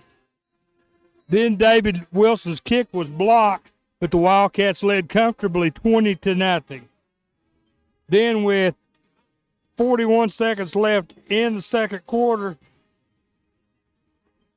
DeJarvis Dozier ran one in for the Wildcats after a 25-yard pass from Garza, and the Wildcats went up 26-0. Then David Wilson came in and kicked the ball between the uprights, and the Wildcats led 27-0. Then with only 16.7 seconds left, Armani Rembert caught a pass from Garza, ran it in from 25 yards out, and the Wildcats have put a real shocker on the Campbell County Cougars, leading 33-0. David Wilson came in and kicked the ball between the uprights, and the Wildcats led 34-0 here at the half. What a really great night for the Wildcats. If they set the way now to get the first round playoff at home, but we still got one half of football to play. And don't count out the Campbell County Cougars. They're pretty tough. But tonight it's been all Wildcats. You got to love the way they're playing, the way they're executing, the way they're blocking, the way they're tackling. Just a great night for the Wildcats. Ready, Mark? I'm going to turn it over to Mark Hayes for the stat. Thank you very much, Mike. As you said, Oak Ridge on top at the half by a score of 34-0. Leading the statistics for Oak Ridge, DeJarvis Dozier, he has 112 yards on 11 carries. That's an average of 10.2 yards per carry. His long tonight, 47 yards. Jai Hundley has 5 carries for 21 yards. Almani Rembert has 1 carry for 15 yards, and Ethan Garza has 2 carries, netting no gain. So as a team, the Wildcats have rushed the ball 19 times, gaining 148 yards on the ground. Now through the air, the Oak Ridge starting quarterback, Ethan Garza, he's 12 of 16 for 201 yards. Receiving for the Wildcats, they're led by Brandon Hayward, 2 receptions for 64 yards. Connor Cummings, 2 receptions for 54 yards. Alamani Rembert has 3 receptions for 37 yards. Elijah Rogers, 22 yards on 2 receptions. Izzy Mitchell has 20 yards on 1 reception. Kyron Pendergrass has a 5-yard reception, and Jai Hundley has a reception for -1 yard. So as a team, the Wildcats have 148 yards on the ground on 19 carries. They have 201 yards on 12 receptions for a total offense tonight in the first half of 349 yards. Wildcats have earned 9 first downs in the first half, been penalized 7 times for 50 yards. Now looking at Campbell County, they're led on the ground by Gavin Owens. He has 1 carry for 3 yards. That was basically the last play of the first half. Quarterback Landon Hensley has carried the ball 3 times, netting -4. Of course, his big one was a 11-yard sack. So on the ground as a team, the Campbell County Cougars have rushed the ball 4 times, netting -1 yards on the ground. Through the air, much more successful. Quarterback Landon Hensley, 10 of 21 for 101 yards. He does have 2 interceptions on the night. Receiving for the Cougars, they're led by Mason Shanks. He has 67 yards on 6 completions. Devin Jones, 20 yards on a reception. Peyton Ferguson has 13 yards on 2 receptions, and Ethan Miller has a 1-yard reception. So as a team, the Cougars on the ground -1 yard on 4 carries, 101 yards on 10 receptions for a total offense of 100 yards on the dot. Cougars have earned 6 first downs in the ballgame, have 1 penalty for 5 yards. So now looking at the team side by side, rushing yards, Oak Ridge 148. Campbell County, -1. Passing yards, Oak Ridge, 201. Campbell County, 101. Total offense, Oak Ridge, 349 total offensive yards in the first half. Campbell County, 100. First downs, Oak Ridge has 9. Campbell County, 6. Penalties, Oak Ridge, 7 penalties for 50 yards. Campbell County, 1 penalty for 5 yards. So again, Marquez, after telling you the halftime score, Oak Ridge on top, 34-0. And we'll be back after this 3-minute timeout. Thank you.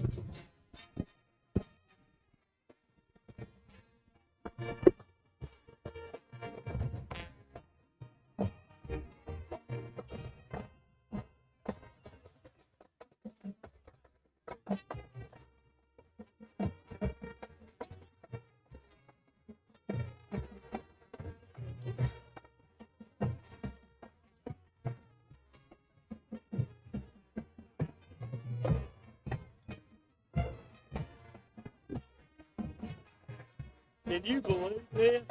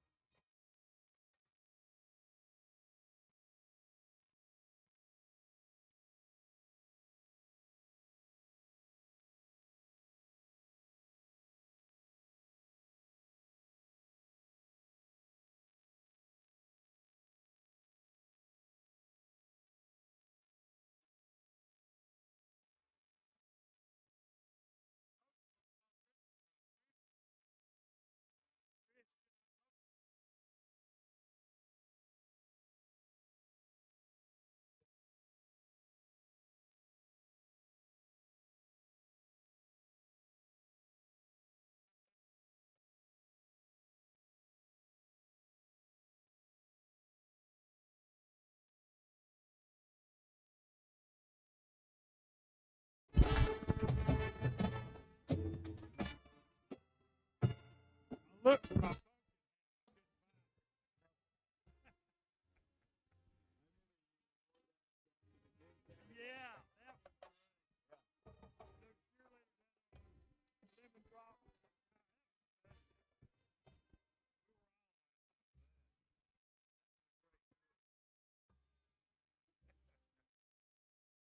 All those kids right there are James's kids. The little one. Oh, really?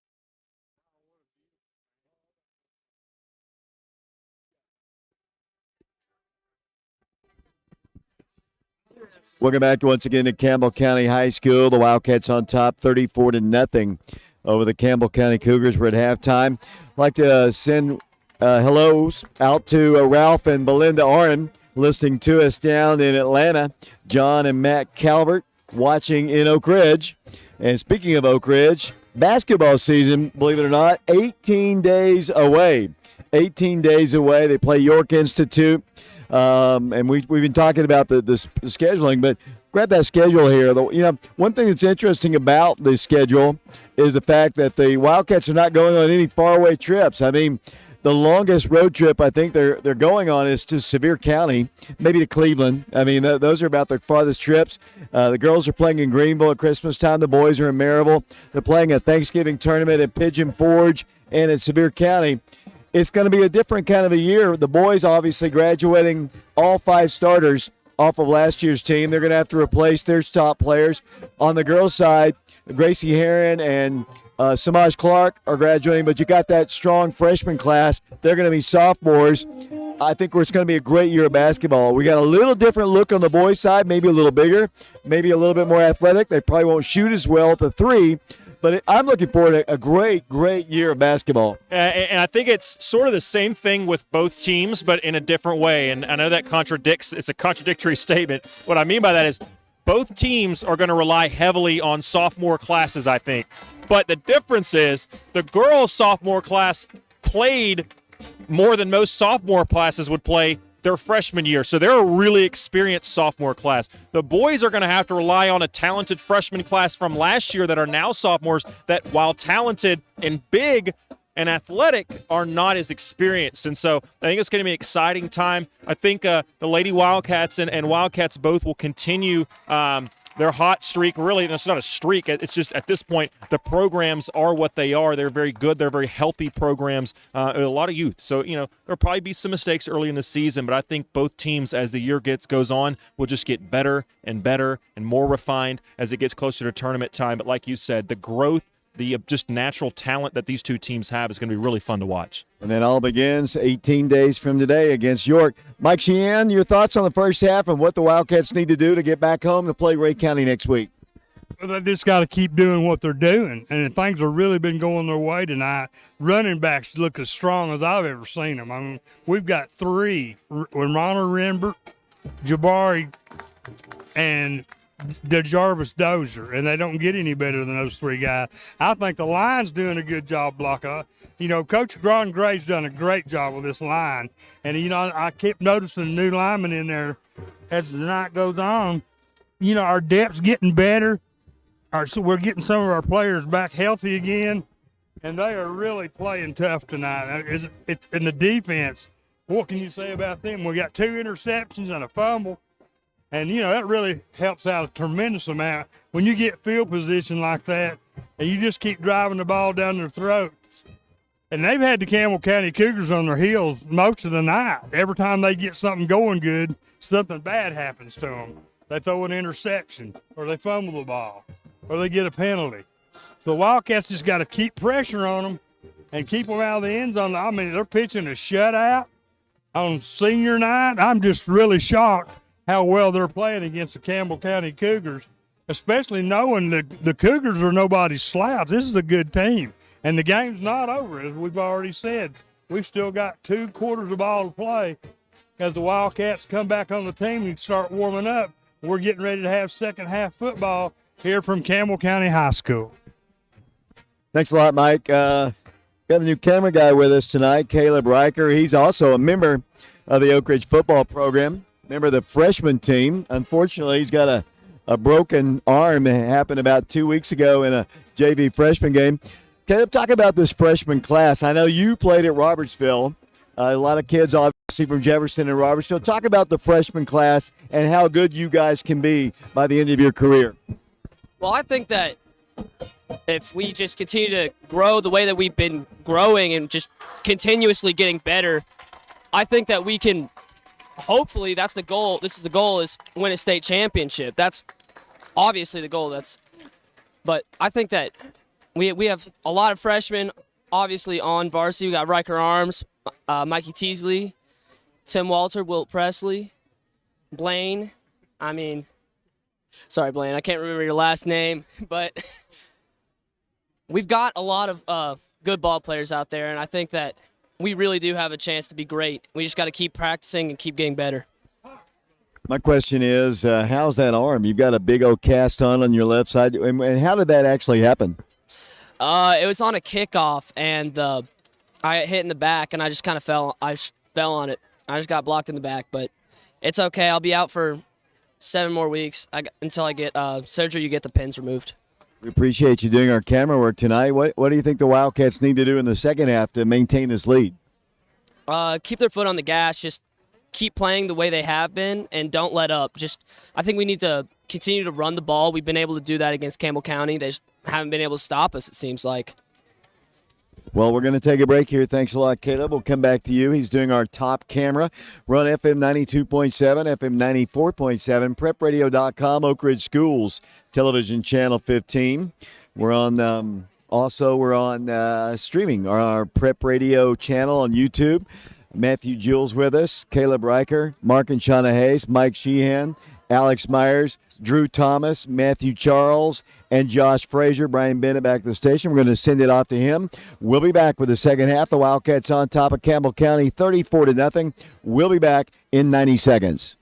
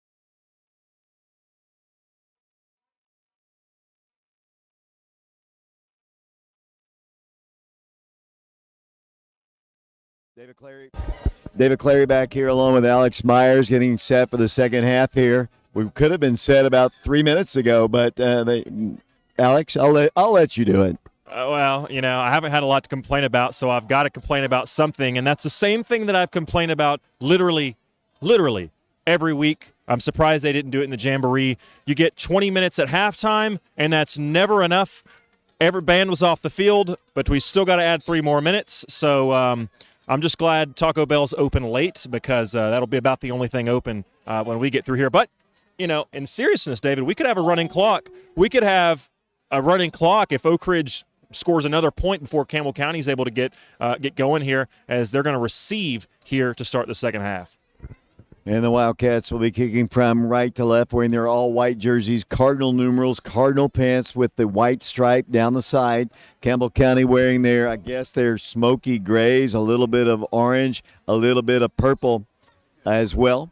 And we're about to get set. The Wildcats kicking off. I'm really surprised, honestly, at the score. I mean, not that Oak Ridge has put 34. I honestly expected that. The fact that there is a 0 by the Cougars on the scoreboard. We'll come back and talk about that after this kick by Brennan Pearson. Hits it high, end over in kicks. Going to be returnable. Fielded at the 2, 5, 10, up the middle, 15, 20. Now to the outside he goes, to the 25, to the 30. Brennan Pearson pushes him out of bounds, so the kicker is able to get over there and stop the return.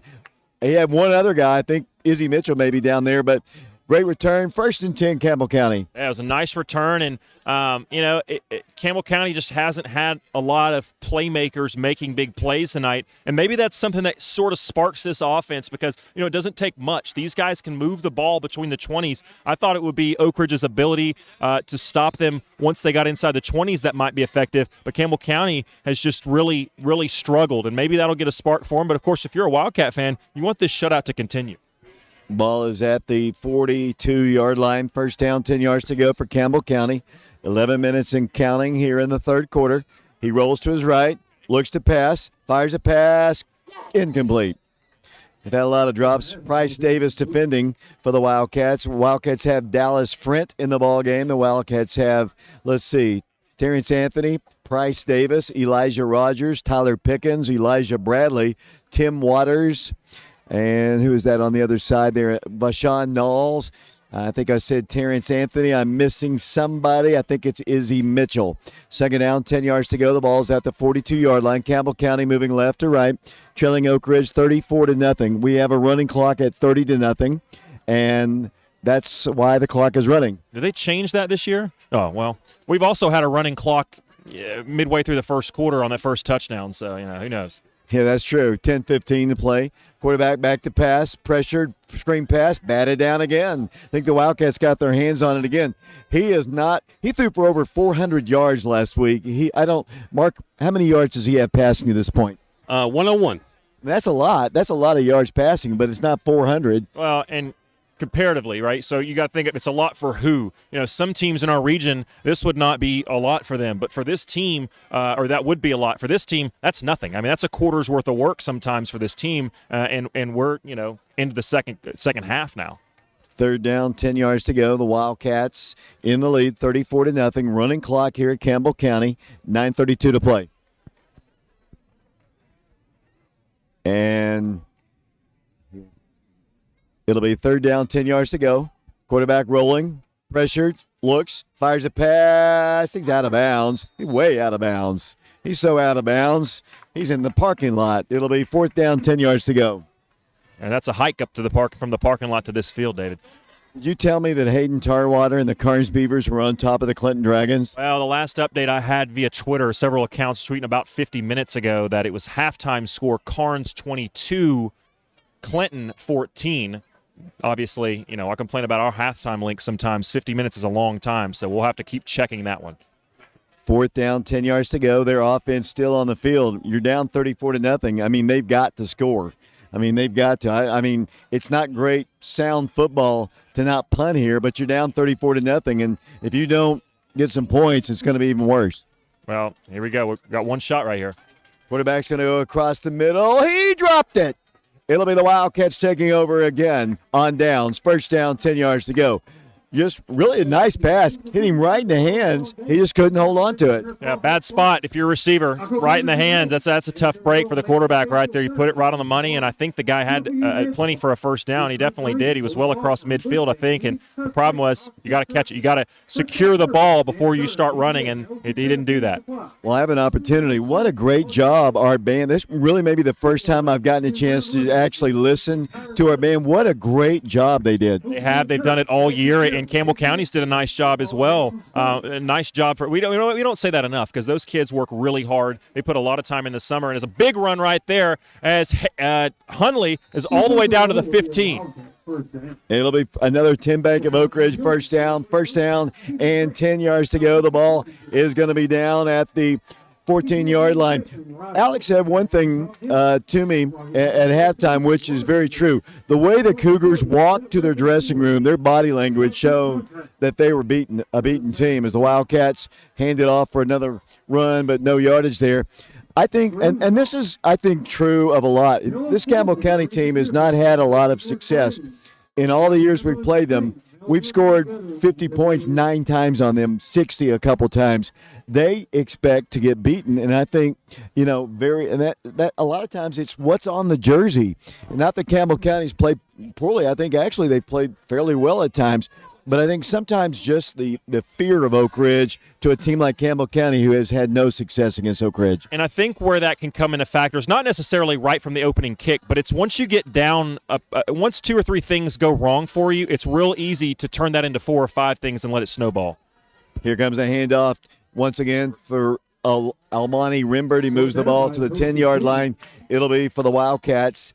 3rd down and about 5.5 yards to go. And instead of, bouncing back after a one or two thing, that onside kick is a perfect example where Oak Ridge was already up. They got it back, and all of a sudden their high-powered offense, you're down 14-0 before you even get the ball. And sometimes you just go a normal team where it's a back and forth wins and losses going back to the years. You go, man, that stinks. That's a tough break. Let's dust ourselves off and keep going.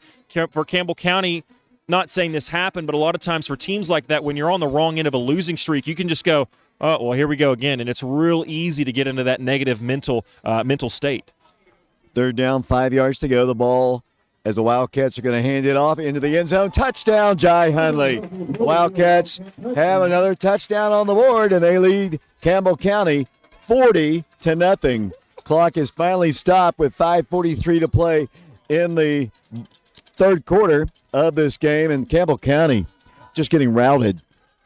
Well, if you're here watching this compared to some of the stuff we've seen this year and the past couple of years, tonight, how Oak Ridge is playing, how they're dominating line of scrimmage, how they're using their athletes in space, this is Oak Ridge football. Hard-nosed defense, controlling the rock. This is Wildcat football as historically has been. And boy, it's good to see this on a Friday night. David Wilson to attempt the extra point, 40-0. Flags are down. We might have a delay of game called against the Wildcats. Appreciate Matthew Gill doing our technical work on the stream right now. Caleb Riker doing our top camera. We'll have a complete listing of the stats. What Oak Ridge had to do tonight was win this game to get a home playoff game and face Ray County.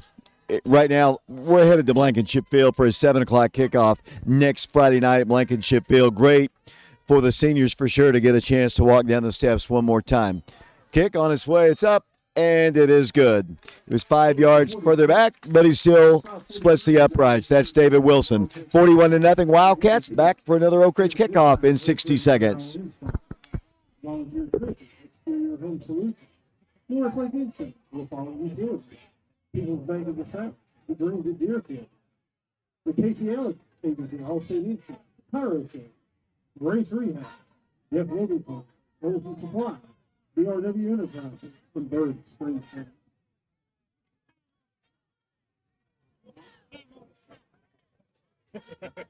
$5.43.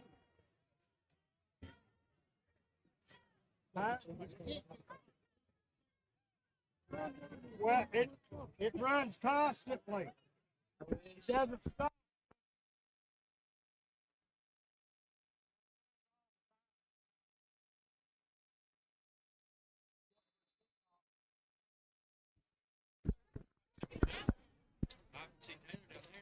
Whoa. Back here at Campbell County High School, the Wildcats on top, 41-0. We're in the 3rd quarter. We've got a running clock here. Wildcats, total domination here. If you look at the stat sheet, I think the Wildcats have shut out Campbell County 9 times in their season history.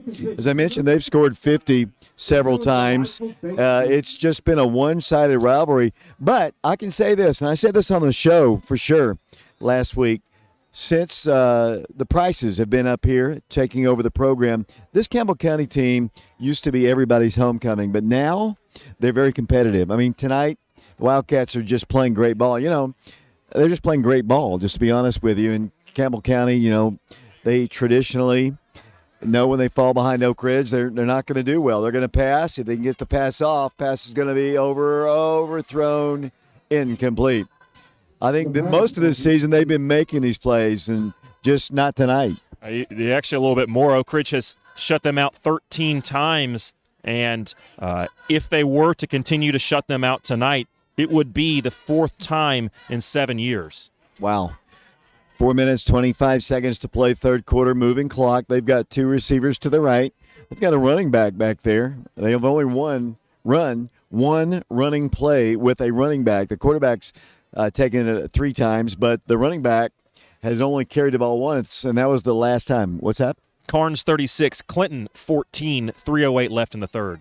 Here's a pass out of the backfield. Pass is going to be caught. Wildcats Brian Kelly make the stop there at the 25-yard line. Looks like Galloway was around the play, but it was Kelly who made the initial stop. It'll be third down and about 5 yards to go. And you start to wonder, given what the Prices elected to do last time, would they go for it here? I mean, at a certain point, you almost I think you have mercy on your defense a little bit and at least make Oak Ridge try to put together a drive. But it's still third down. They could convert this. It's a game like this as you're inching towards the playoffs. You want to keep this game a blowout. You want to keep them off the board. But at a certain point, you got to think the running clock because you say, we don't want to get anybody hurt. 3:24 to play. Back to pass again. Pressured pass, caught. And he's got a first down across the 30-yard line up to the 31. Wow, what was that Clinton Carnes score? 36-14 late in the third. Beavers on top. If Clinton cannot come back, they're going to go 0-5 in the region. Obviously, they're not going to make the playoffs. They're going to finish dead last in the region with Lenore City with a victory over them. So who would have ever thought that? Well, I'm sure some people thought it, David, but certainly with the offense and skill position players, Joshua Keith at quarterback is so good and so in control of that offense. I certainly didn't. I thought that they would be competing as one of the top 2 or 3 teams in this region. Sack! Back at the 23-yard line, the Wildcats came in strong. Vashawn Knowles, Bradley, a host of Wildcats. What a big hit. And you talked about it in the first half. He took some shots. He took another one there. And he is extremely tough. I don't know that kid from Adam, but I can tell you one thing. He's tough because he continues to get up. And we talked about Oak Ridge maybe saving something for the playoffs. I know you want to get something positive, something to build off of, some momentum for your offense going into the playoffs. But if you're the Price coaches, I don't know if you don't get this guy out of the game because he could very have easily gotten hurt on several of the hits, and he's still out there. And, boy, you still got football to play even after this week if you're the Cougars. 2 minutes. Yeah, Campbell County's in the playoffs. Campbell County, Carnes, Oak Ridge, and Powell will be our representatives. Quarterback to pass, really good, nice pass, 40. First down, makes a cut, and he's about to get tackled. Finally up the field at the 42-yard line. It'll be first down, 10 yards to go. Wildcats brought the house, and the quarterback delivered just a perfect pass and a great catch and run. And more impressive, not only did he deliver a nice strike, but he did it getting blasted again. I mean, he took a shot once again, and it was Devin Jones, another senior, getting involved from the wideout position that time. He's their point guard on their basketball team as well. 34-yard completion there for the Cougars. They've got it in Oak Ridge territory. Ball at the 42-yard line. 1:14 to play, third quarter, as we broadcast from the bleachers here at Campbell County. Carmen DeLong is running for city council. I think she probably wants me to do it from the treehouse again next week. First down, 10 yards to go. Back to pass. Pass is going to be caught, and he falls down. It might have been tripped a little bit by Terrence Anthony, or just lost his footing trying to make a cut. Great to see Campbell County with their turf field up here. For years, they had just a really, sometimes it's a mud bowl out here, but it's just a beautiful, and they've done a great job up here with this facility. Yeah, and I actually thought about asking you before the game, just looking at it. It looks very similar to ours. I mean, it's a high-quality field going down there before the game. It looks nice from the stands. It looks nice, and it plays nice. We haven't seen a lot of slippage out here. Really nice what they've done with this facility. Second down, 11 yards to go. Once again, pressure. Quarterback eludes it. Now he sacked, fumbles it. That is a fumble, Alex Myers. And the Wildcats, Brian Kelly recovers. It'll be 1st and 10 Wildcats. Who else would recover that? Who else would we expect? Boy, we thought they had a fumble, potentially run back for a touchdown in the first half. They called it an incomplete pass. That was a no-doubter. As we're going to head to the fourth quarter. I'll take it away, David. 3-2-1. That's the end of the third. It's 41-0. Wildcats in the lead. We'll be back in 60 seconds. The Wildcats lead the Cougars 41-0. Fans do like to think Air Mills fun. Jackson Care. Donovan. Buffalo Bill. Those plays.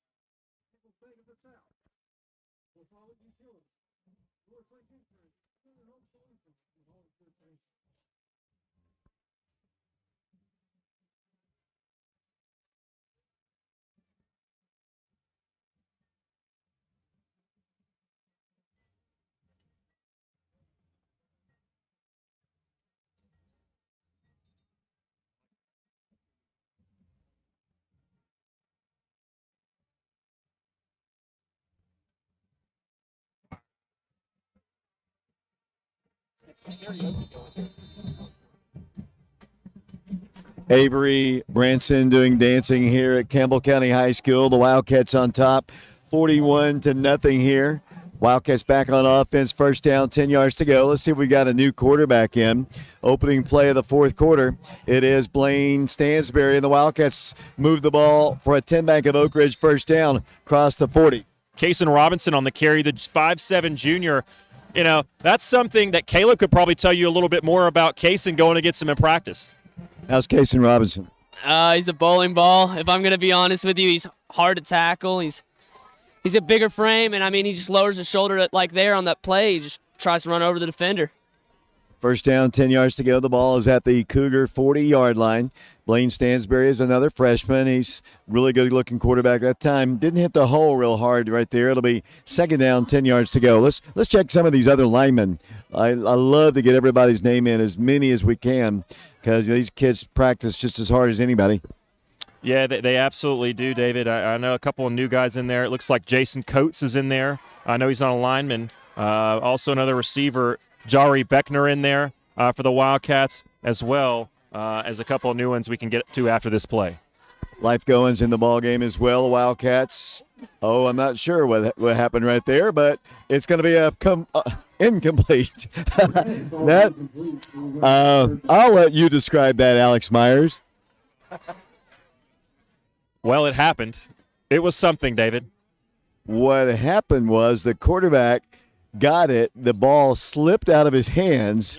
In the throwing motion. It bounced on the ground. He picked it up, rolled, and tried to throw it to Jason Coates, and it was incomplete. Third down, 10 yards to go, 10-19 to play in the ball game. The Wildcats up 41-0. Here's a quick pass. It's going to be caught, I believe, by the Wildcats right at the 35-yard line. Yeah, nice catch, nice hands by Jari Beckner that time. It was a pretty good coverage, and Jari really kind of fought to keep that out of the possession of the defensive back. Strong hands taking that all the way to the ground, and at this point in the game, at the 35-yard line, Oak Ridge is just going to go for this, 4th and a long 5. 9 minutes, 50 seconds to play, 41-0. Remember, all Oak Ridge touchdowns scored this year are sponsored by the class of 1989. Stansberry's back in the ballgame at quarterback. Life Goins was in there for a couple plays. Kind of hard to get a rhythm that way, but it'll be Stansberry to pass across the way. Pass is going to be caught for a 10-back of Oak Ridge first down at the 20-yard line. David Jenkins, another junior for the Wildcats. One of his first catches on the year. He bobbled that one for a second. But going down the seam, Oak Ridge loves to hit, whether it's Jenkins, whether it's one of the other tight ends, Brian Kelly. That seam route is there often, and it was there right there. Nice play. Check out some of the lineman numbers there, too, that are in there. We'd like to get those guys in as well. 9 minutes to play in the ball game, 41-0 Oak Ridge. Austin Hill in there, also Parker Searle. It'll be first down, 10 yards to go. The ball is at the 21-yard line. Blaine Stansberry's going to hand it off to the back, and he's going to move the ball to around the 16-yard line. Kason Robinson again on the run, and nice yardage sets this up for a second, and we'll call it about 6. And I think a bowling ball is a good description. As Caleb said, he's short, compact, low to the ground, and much like the other Oak Ridge running backs, he doesn't worry about going east and west too much. He just scopes it between the tackles, gets north and south, and hey, I like what I've seen from another wide receiver in the ball game. Also for the Cats, Nehemiah Elmore, who used to play some quarterback, and obviously an athlete on the wideout position as well. Adam Washington, former ball boy for the Wildcats, is split out to the right side as well. Second down, 6 yards to go. The ball at the Campbell County 17-yard line, 8:01 to play. Stansberry's going to roll to his right, pitch it out to the right side of Coates, who tries to turn the corner, and he's going to go down.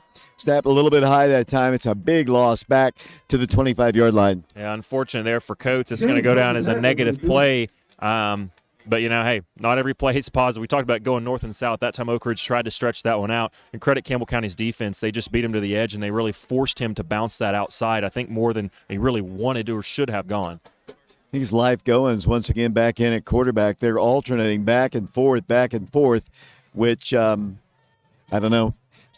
different. Don't see that very often. Third down, 14 yards to go. 7:19 to play in the ball game. 41-0 Oak Ridge. Oak Ridge is going to play Ray County next Friday night. Blankenship Field, 7 o'clock. Wildcats in the first round of the TSSAA playoffs. Third down, 13 yards to go. Goins' pass is incomplete. It'll be fourth down and 13 yards to go. And let's see if they bring Stansbury back in for the fourth down play. They did the previous time on a passing situation. I'm with you. It's just hard to get a rhythm. Any player, but especially at the quarterback position, going back and forth like that. Incomplete pass there from Life, and here comes Blaine Stansbury, a really talented youngster, a freshman for the Wildcats. Could be a look at the future potentially if you're an Oak Ridge fan on this fourth down. Fourth down, 13 yards to go. The freshman, 6.5 minutes to play. Stansbury is going to pass. Pass is going to be caught. It'll be Coates. Breaks a tackle and goes down right at the line of scrimmage, and Campbell County will take over on downs. First down, 10 yards to go. If you're the Cougars and their high-powered offense and what they do offensively, you want to get some points. I know we're going to have some substitute players come in, but you're going to want to get points. You don't want to be shut out on your senior night as you get ready for the playoffs. You wouldn't think so, but based off these players quite literally walking onto the field, it doesn't really look like they want it that bad to me. It'll be first down, 10 yards to go, 5:50 and counting. A lot of the fans heading out of the stadium here at Campbell County. It's going to be a kind of a quick night. It's only 9:19, 5:40 to play in the ball game. First down, 10 yards to go at the 26-yard line. Three receivers split to the left. Let's check some of these other numbers. Looks like Porter's in as a defensive back. Wildcats have got to get their man. They're trying to get set here. Quarterback's going to go with a pass. Pass is going to be caught. And up the field they're going to go 40, 45 to around the 50-yard line. Officially, they say he went out at the 49. That is a first down for Campbell County. Carnes 50, Clinton 22, 56 seconds left in the third. Wow. Well, we'll tell the Clinton fans right now they can buy our playoff tickets and come to our ball game at 7 o'clock next Friday at Blankenship Field. Quarterback's going to roll to his left, look to pass, fires a pass. Nice catch. Bumped out of bounds by the Wildcats. It'll be first down, 10 yard. No, a gain of only about 5. It'll be second down, 5 yards to go. They tricked me with that one, too. I thought it was a first down for a moment. I don't know what visually went on right there, but both of us were tricked by that. It was Terrence Anthony with the stop on that play. Second down, 4 yards to go, 4.5 minutes to play in the ball game, 41-0 Oak Ridge.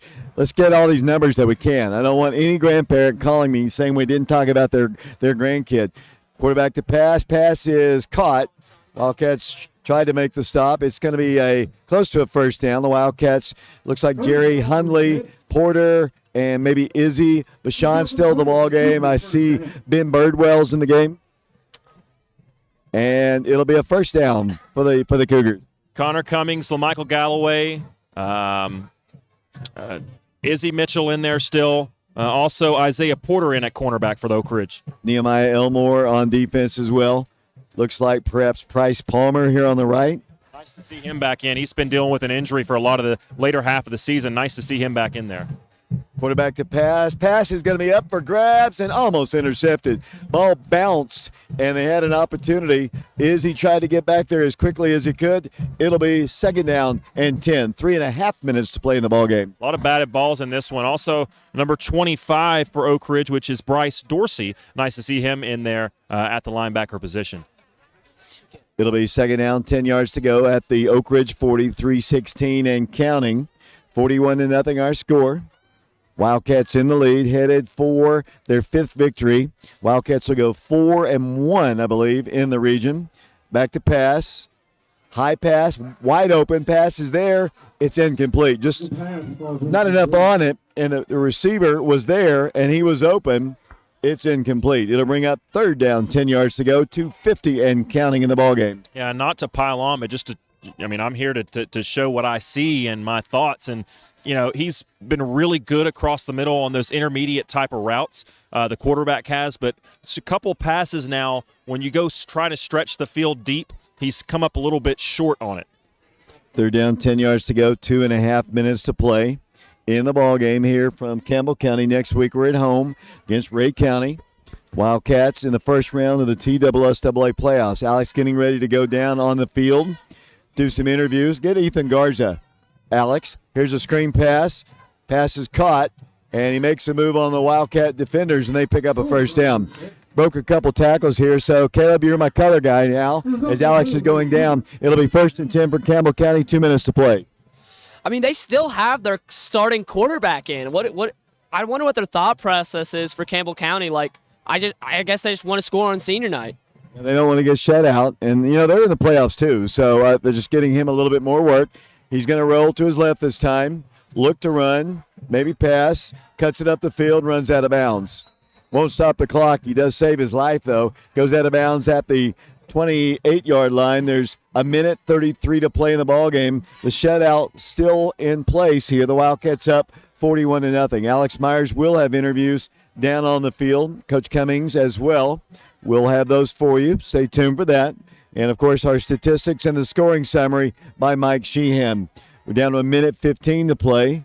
Wildcats headed for a home playoff ball game against the Ray County Golden Eagles. As stay tuned, Mike Sheehan will have the scoring summary. I might as well start handing him the mic here in a bit. As once again they're going to pass. Pass down the way. It's going to be batted away and into the end zone. Touchdown, Campbell County. Ball was batted up in the air, so the shutout does not stay in place, and the Cougars student section is going nuts for this one. They are on the board with 52.7 seconds to play. Huh? What did you say? Wildcats, watch them score a touchdown. There was 3 white shirts. The ball was batted up. Nice concentration by the receiver. And they'll go for the extra point. 52.7 seconds. The Wildcats headed for a home playoff ball game against Ray County. Ball is down. The kick is up. And it is no good. 41-6 our score. We'll be back with the Cougar kickoff in 60 seconds. I'm sorry, I was trying to get. Did you ask a question? No, I just wanted to talk to you. Something slow.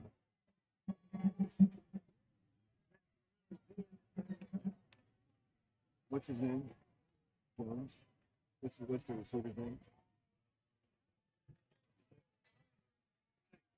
Oh, yeah, he's been pretty good, hasn't he? Yeah. They went to him. They started going to him early.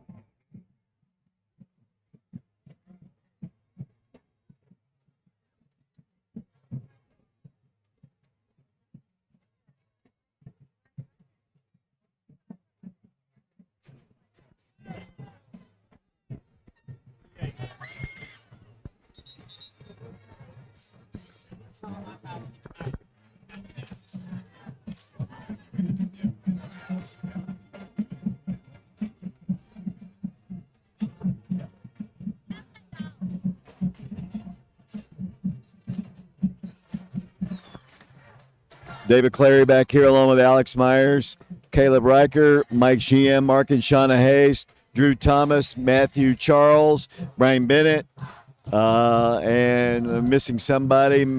Here's the kick by Campbell County. It's going to be fielded by the Wildcats and down by Almani Rimbert right at the 17-yard line. I don't think they really wanted to rub it in on them. And let's see if the Wildcats actually will take a knee.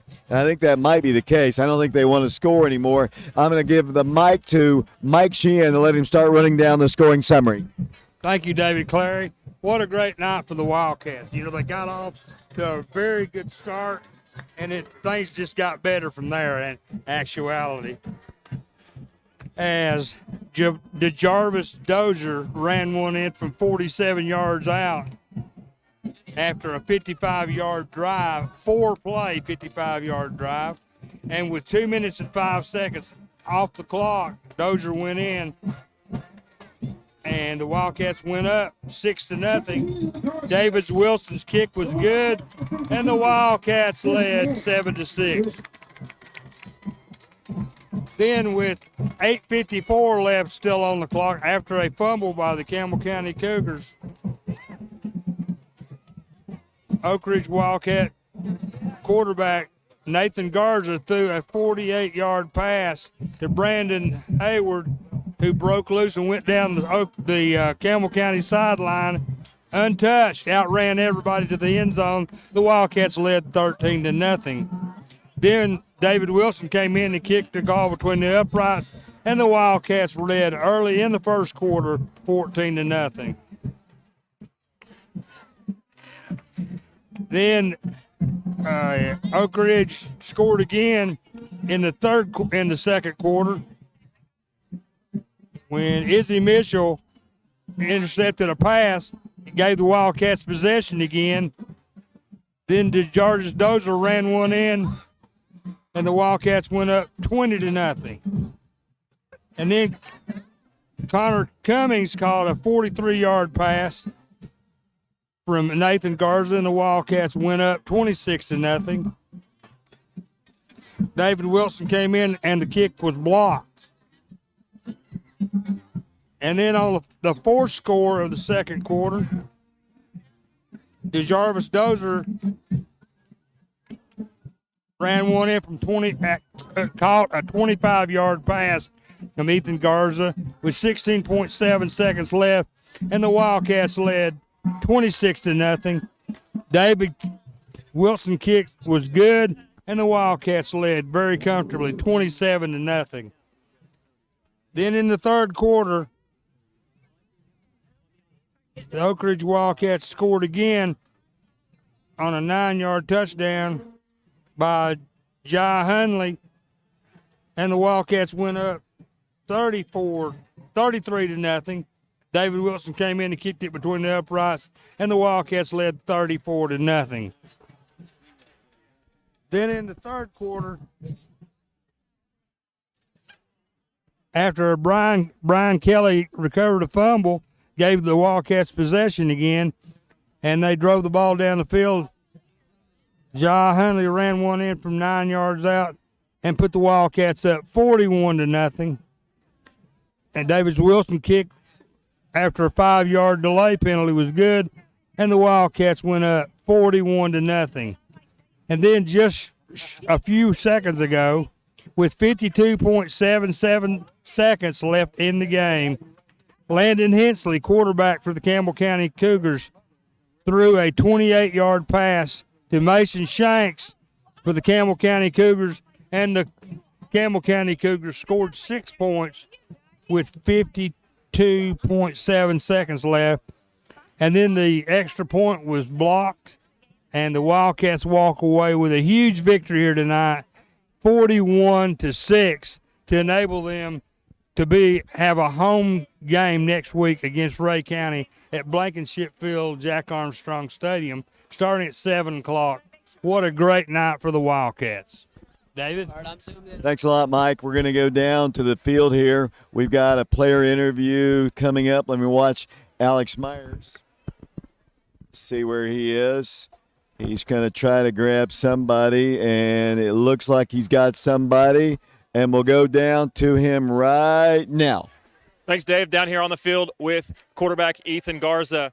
Ethan, first off, big game tonight. Offensively, look at the scoreboard. It's 41-0, and you guys are 41-6-7, I guess. You guys scored 41, but you didn't really play much in the fourth quarter. I feel like you guys probably could have put up 50 or 60. Everything was clicking finally for this offense. Talk to me about what was happening out there. Man, we just went out, progressed. I mean, from the start, we were just so fresh and executing so good. The line was doing good except for the penalties. And then, man, we were just pushing the ball down the field. What did you see from a position where you're at in quarterback? What was the defense doing that was allowing you guys to have some of those plays? Because a lot of it was running, but some of it was just you flipping the ball out there to get playmakers the ball. What did you see from their defense? They'd crash, and I'd just do the little quick pitch, and then like on the little seam route, safety went over, faked the play action, and then hit Connor out there for that touchdown. You've got a senior class full of guys who have seen some really high highs here at Oak Ridge and seen some pretty low lows. This year's been a little bit of a roller coaster as well. How bad did you guys want this win in order to guarantee a home game for those guys? I'm sure the seniors did too. Elijah, all the seniors, everybody. All right, hey, congrats. We'll see you next week. Yes, sir. Thank you. Let's take it right here. It's Coach Cummings and Tyler Pickens sort of congratulating each other. I'd love to hear from him, but we don't have enough time. He probably would talk about as much as I do, and that's Coach Ayers, that man right there. Schemed up a great plan against a potent offense. Talk about what the plan was going into tonight. You know, we watched a lot of film this week, a lot of it, and every single play that we saw tonight was on that film, and we were just prepared for it, you know. We came out, and we were more the physical team, and we dominated. Was it a physicality type approach? What allowed you guys to have so much success, especially up front, because you guys were penetrating the backfield all night long? It all started with the energy on the bus. We were all locked in and stuff like that, and then we just came out here and did our thing. We said, you know, we want that home playoff game, and we want it more than the other team does, so that's what we did. We came up there and did our stuff. From a defensive line standpoint, did you guys notice anything? Did you guys emphasize batting the ball down? I thought you guys got a lot of hands on the ball against a quarterback that wasn't the biggest guy ever. Well, yeah, they run a lot of screens, so we were taught to back up and run to the ball because, you know, screens are quick. We're not going to get a sack out of that. So whenever we see a screen, we just get our hands up and then run to the ball, try to stop it as much as we can. Talked to you throughout the year on the coaches show, before games and such. You're a senior.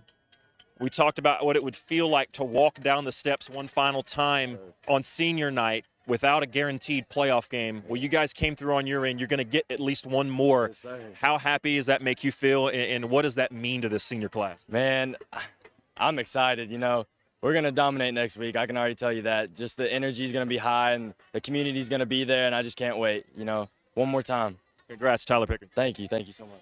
And let's stay right here as we're going to make this quick, just like a running clock happened and made the game quick. We'll have a sort of a running clock here with Coach Cummings as we're going to go nonstop back-to-back. We talked to a couple of players, quarterback Ethan Garza, defensive end, a senior for the Wildcats, Tyler Pickens just right there. And real quick, we got a running clock real quick on Coach Cummings. 2 questions. That's all I got for you. It don't matter to me. Okay, well, maybe you shouldn't have said that. Maybe I'll ask a few more. Offense was rolling. The defense, it's a really tough team to play against. They put up a lot of numbers on a lot of teams. Hard to play much better than you guys play tonight. Yeah, absolutely. You know, the thing about it is our kids had a great week of practice and preparation, you know, and obviously we've got athletes, but they played other teams that had athletes. I mean, that's the same offense that scored 36 on Powell, you know, like, so, you know, we're finally getting healthy, like I've been saying, and take instruction, take good coaching, and that's the result. How big was it? You guys were going to be in the playoffs regardless, but to get a momentous game like this, to be able to really, the body language of these guys after this game, to be able to carry that into the playoffs and really start the role, if you will, 1 week early. How important was that for you? Very. You know, like I've said 100 times, you know, our goal is to play a first-round playoff game at home. And now I've been, you know, and I've said, like, you know, in 5A play, you know, we're hopefully we can go on a run now. You know, we're getting more comfortable with our schemes, you know, and we're getting better and better. We got a couple of boo-boos tonight. I had 2 shoulders tonight with Jarvis Dozier and Elijah Israel that they'll be okay, we think. But, you know, we got to take it easy on them next week. But, you know, we're getting momentum at the right time. And to go out and have a running clock on a team that, with that offense, that says a lot about our defensive plan that Coach Ayers, you know, had. It says a lot about our kids and their preparation. But then you got to execute it. And it's easy to say, hard to do. And those kids did it. 2 quick questions, and we'll let you go. First one, the seniors getting that extra game. It wasn't guaranteed. It was hoped for. It was talked about. You said it was the goal throughout the year. Now that you've accomplished that, how happy are you for those guys? Oh, so happy. You know, first of all, any time we get to play at Blankenship, that's a great time. And to be able to have the seniors get to play at home at least one more time, you know, is a big deal. And I told the players, it's a big deal because it's the next game on the schedule. It's a big deal because we looked at it like a playoff game. And it's a big deal to win it because for our community, you know, to be able to play a game at home again at Blankenship, in Oak Ridge, in front of our fans and our community and our students and all that. It's a really valuable thing. I was going to ask you about Ray County. That's the next opponent. I'll leave that for David on the Wednesday night coach show. The last question I'm going to ask you tonight, walk me through this bus ride on the way back. What's that going to be like? I think our celebrations are becoming a little bit legendary. You know, there'll be some jumping around, screaming, and you know, some grown men twirling their shirts around in the air and you know, having a good time. Coach Carnes over there, you're going to have to keep him under control, which is probably easier said than done. You might have a fine bomb appearance in the middle of us. Who knows? Coach, congratulations. Well, one thing's for sure, we don't want him taking his shirt off. Hey, congratulations, Coach. We'll talk next week. Roll, Wildcats, roll. David, back to you. Thanks a lot, Alex. Final score of the ball game: the Wildcats win it 41-6. I think Mark has completed these final game statistics. Here's Mark Hayes. Thank you very much, David. As you said, Oak Ridge victorious tonight by a final score of 41-6. Leading statistics for Oak Ridge on the ground, DeJavis Dozier had 112 yards on 11 carries. That's an average of 10.2 yards per carry. His long tonight was 47 yards. Jai Hunley, 8 carries for 58 yards. Almani Rembert, 20 yards on 2 carries. Kason Robinson, 18 yards on 3 carries. Ethan Garza carried the ball twice for the Wildcats, netting no yards. Jason Coates, quarterback, came in late for the Wildcats. He had one carry, minus 8 yards. So as a team, Wildcats had 27 carries for 200 yards on the ground. Through the air, Oak Ridge starting quarterback Ethan Garza, he was 12 of 16 for 201 yards. His long tonight was 49 yards. Blaine Stansberry came in. He was 2 of 2 for 15 yards.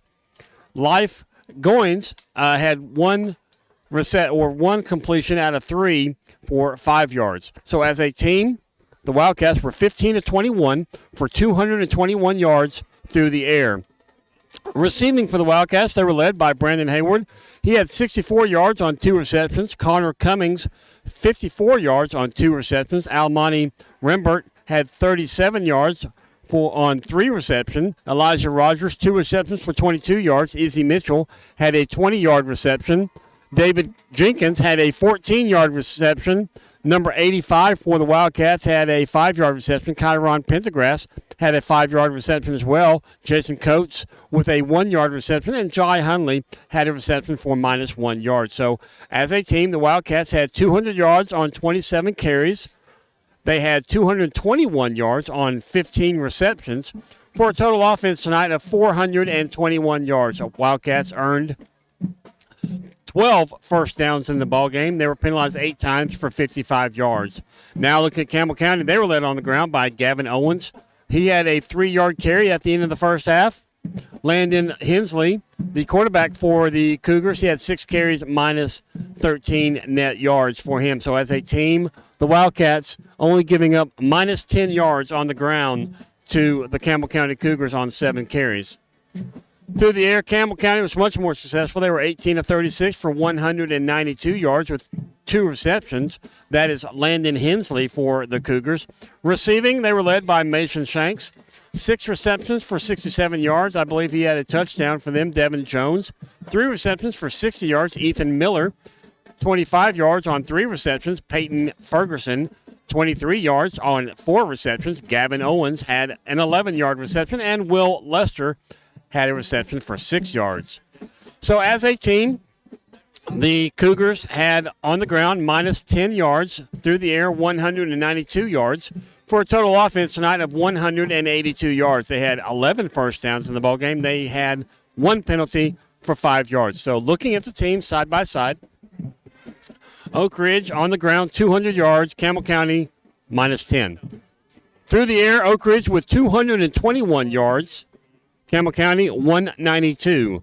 Total offense, Oak Ridge with 421 total offensive yards. Campbell County, 182. First downs, Oak Ridge had 12. Campbell County, 11. Penalties, Oak Ridge penalized 8 times for 55 yards. Campbell County, 1 penalty for 5 yards. Time of possession, Oak Ridge had the ball 24 minutes, 44 seconds. Campbell County, 23 minutes and 16 seconds. So again, this is Mark Hayes. We're at Campbell County.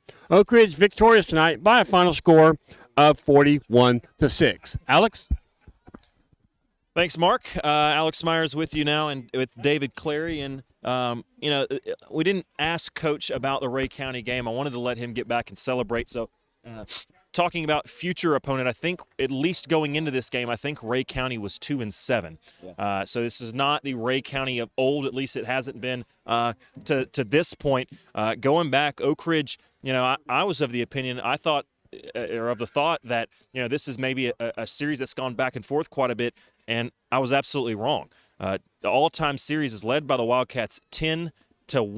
The only loss coming was an unfortunate and very memorable loss back in 2014. Oak Ridge is one of the more talented teams they've had in the last decade. They were upset by Ray County 35-21. But other than that, Oak Ridge has won every single meeting between these two teams. Oak Ridge, of course, will be favored. And no, David, I don't have a point spread, but Oak Ridge will be definitely the favored team hosting at Blankenship Field. So much history between both of these schools. The Wildcats, though, it's not about who they play. To me, it's where they play.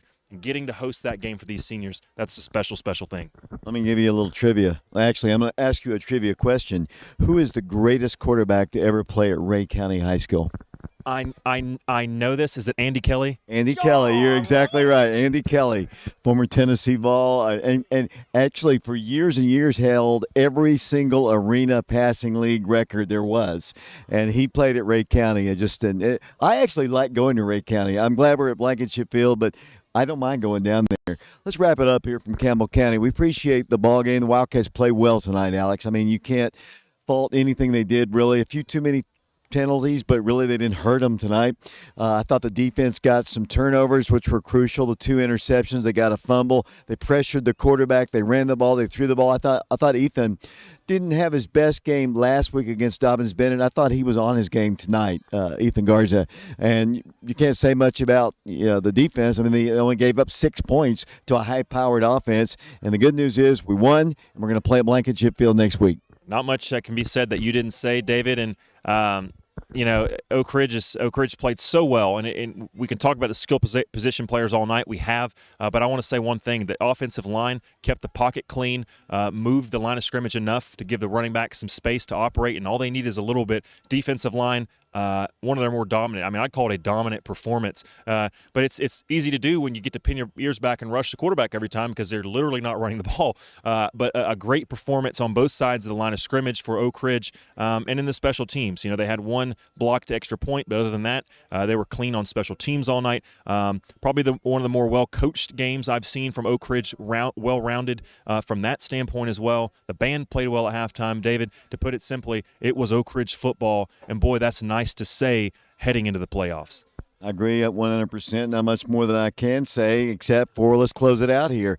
Appreciate all of you watching or listening to our broadcast tonight. We've been on FM 92.7, FM 94.7, prepradio.com. We were on Oak Ridge Schools Television Channel 15. We were streaming the game live on our YouTube channel, Prep Radio.